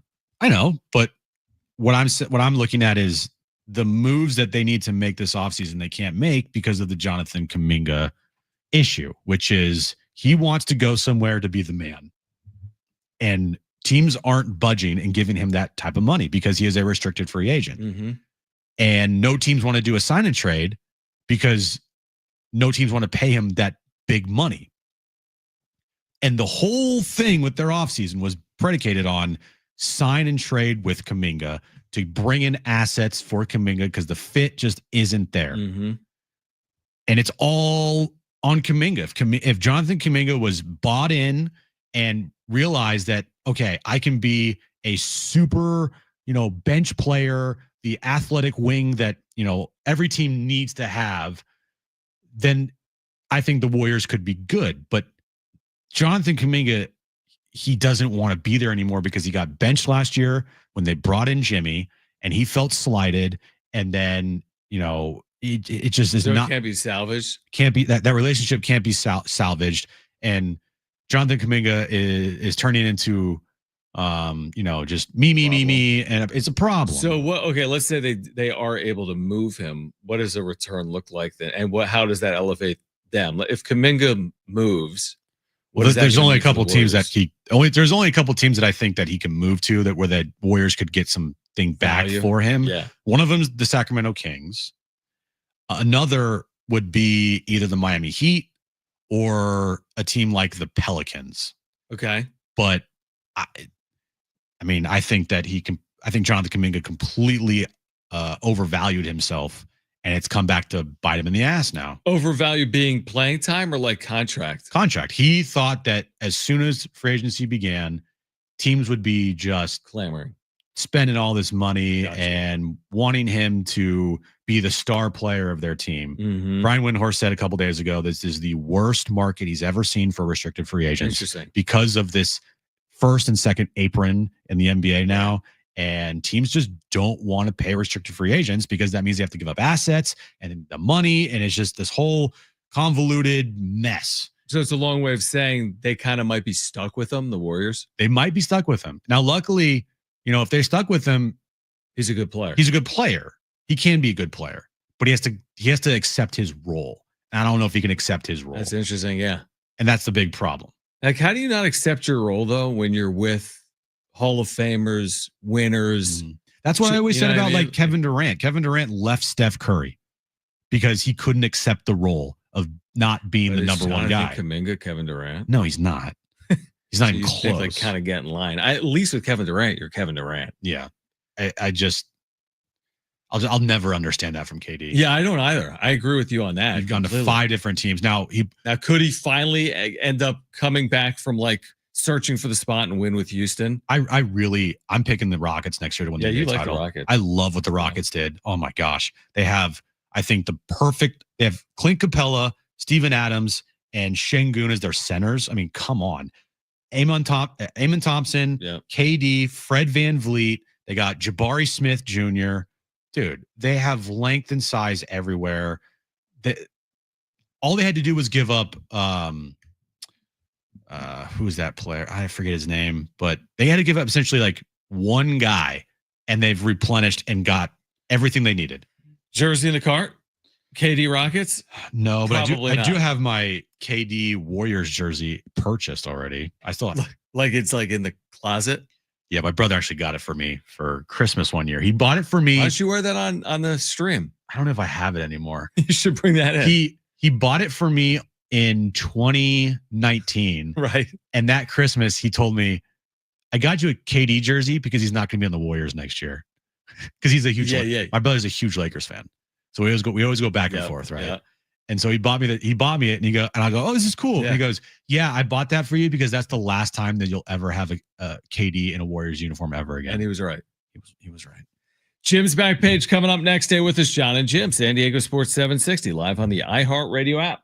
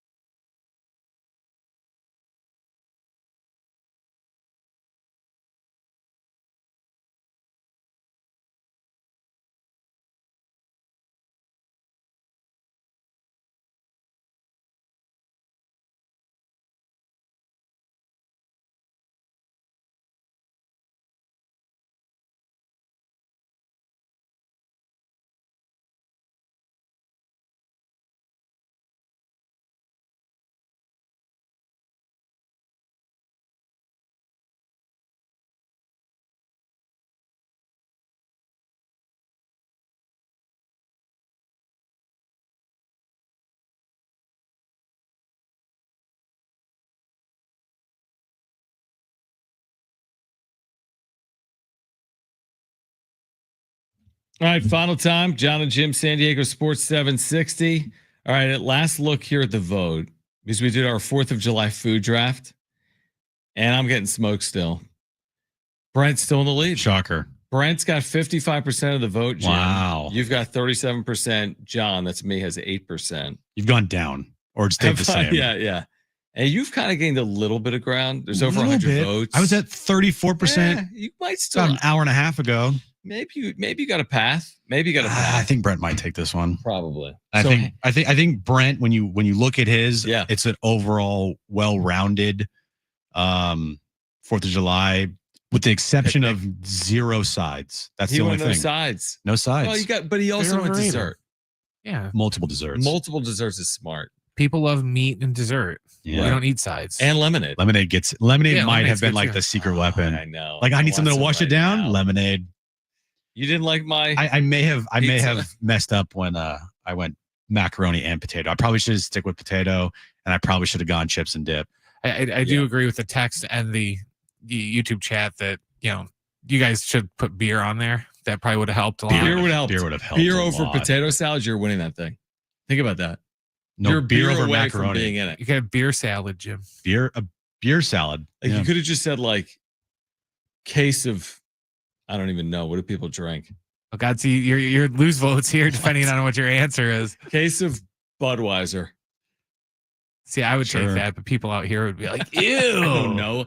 But I think you could have just put craft beer. Boom. You know what could have really gone? Be very bougie, like High Noons. High Noons. Yeah, that might have been the difference. But no. Potato salad. Macaroni salad. Pizza. Cheese pizza for me. Cheese pizza. Cheese pizza. This July 4th, grab your cheese pizza. All right, let's grab your cauliflower cheese pizza. Let's get to it.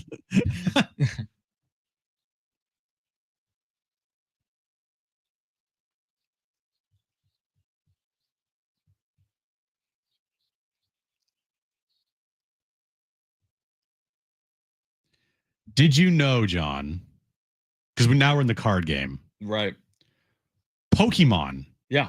Accounted for 97 of the top 100 cards graded in total volume by PSA in the first half of 2025. As opposed to like sports trading cards, 97 out of 100 are Pokemon. Yeah. Not like Jordan. Right. Or whatever. Luca, Kobe, whatever. That's crazy.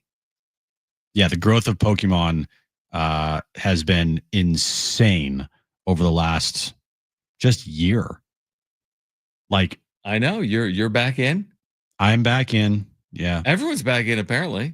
Yeah. The staggering total continues what has been an unprecedented surge of Pokemon, TCG, and non-sports cards in recent months, with the categories now making up the bulk of submissions at the 4 major authenticators. According to GemRate's most recent report, the 7.2 million TCG and non-sports cards graded in the first 6 months of 2025 made up 59% of the 12.4 million total graded cards. So you are 100% Pokemon? Like you don't even entertain the trading sports card hobby, right? I will. I've been looking at like some Steph cards. Right. But I can't figure out which one to buy. There's so many. So many. Pokemon's more like you know what you toned down, or like you with Steph, there's probably like 1,000 cards. Yeah, 1,000 different, not 1,000 different Steph cards, but there's probably like 50 to 100 different Steph cards out there, ranging from like the least expensive to the most. Yeah, at least. The most popular subject among Pokemon cards so far in 2025 has been Pikachu, with more than 345,000 total graded examples of the brand's mascot. Unsurprisingly, the most important card of the beloved character in 2025 has been the Pikachu with gray felt hat card. Love that card. From a collaboration with the Van Gogh Museum in September 23. Pikachu. The gray felt hat card has been a viral sensation since release and recently became PSA's most graded Pokemon of all time with nearly 84,000 total examples. Do you have any Pikachu cards? I don't. Now, I know exactly what this gray hat card is. All right. Interest in the card has been so strong, PSA 10 examples have recently sold for more than $900 despite a population of more than 40,000. And they still go for $900. So imagine 40,000 if cards. cut that in half to 20,000 the population, Yeah, you're tripling the price potentially. You got to get in on that. You got to go get a fur hat Pokemon, gray hat fur ball. I don't like that card. I know it doesn't. It's just blah to me. All right. A third known interstellar object is set to pass through our solar system right next to Earth's orbit, John. Through, but not hit us, right? The space agency spotted a quick-moving object with the Atlas telescope in Chile earlier this week and confirmed it was a comet from another star system. It's officially the third known interstellar object to pass through our solar system and possesses no threat to Earth. Where was it? Chile? I like it. Yeah, he gets into it. Like I What like do I it. say? Chile? Kind of. Yeah. Chile. Oh yeah, but yeah, I like it. I like Chile. So you're saying no threat, passing through, all good. NASA said that these things take millions of years to go from one stellar neighborhood to another. So this thing has likely been traveling through space for hundreds of millions of years, even billions. I'd be so mad if I was traveling for 100 million years and then it's terrible. I don't like being in the car for 2 hours. Can you imagine 100 million years of? Oh. Are we there yet? Are we there yet? Are we there yet? The newest visitor to our solar system is 416 million miles from the sun, out near Jupiter and heading this way at a blistering 37 miles per second. 37 miles per second. Yeah. That's very fast. Can anything hit the sun, by the way, or that's just not going to work? Well, if it did hit the sun, John, it would not survive. Because the sun's so hot? And it couldn't hit the sun because it's a ball of gas. There's a point where you get so close to the sun, you can't even get to the sun's surface because you'll disintegrate. How is it we're perfectly distanced from the sun where it could be like 72 degrees out? Like, that's perfect. Think about that. Evolution, science, Big Bang. But am I right? Like Anomaly. if we're a mile closer, it would be like 500 degrees. If we're a mile away, it would be like 4 degrees. Maybe. Yeah. It just seems like everything works A out mile's really not well. going to make a well. A mile could make a big difference because then our orbit's all messed up, and then we'd probably yeah. All right. Good breakdown. So the comet should be visible by telescopes through September before it gets too close to the sun and reappear in December on the other side of the sun. That's over my head, man. I'm not looking for that. The Big Bay Boom is tomorrow, John. Oh, yes. Some places to watch the Big Bay Boom. San Diego. Shelter Island. The barge at Shelter Island. The Harbor Island barge. You can go to the North Embarcadero barge. You can go south Embarcadero. Those are some places that you can watch the Big Bay Boom. Of course, Coronado. You can go there as well. Right. That's a good spot to watch the Big Bay Boom. But Shelter Island, Harbor Island, Embarcadero, and Marina District. Those are the places to watch the Big Bay Boom if you want. Will you guys be watching the Big Bay Boom? You and Aaron? We're going to be watching fireworks in Imperial Beach. Okay. Yeah, we're going to park our car about a mile away, walk down, and watch the fireworks tomorrow. I like it. Maybe go say hi to Darren. 4th of July. Last year we watched fireworks at Darren's house. Oh, wow. Must be nice. Yeah. Thanks for the invite. All right. We are back Monday. Have a great 4th of July holiday. We're not going and another hour? Weekend. Hell no. Back Monday at 2 p.m. If you missed anything today, sportssd.com, iHeartRadio app, iTunes, TuneIn Radio, or Spotify. Enjoy the 4th for Brent and Jim. I'm John. Keep it here at San Diego Sports 760. Oh, bye. Bye-bye. Happy 4th.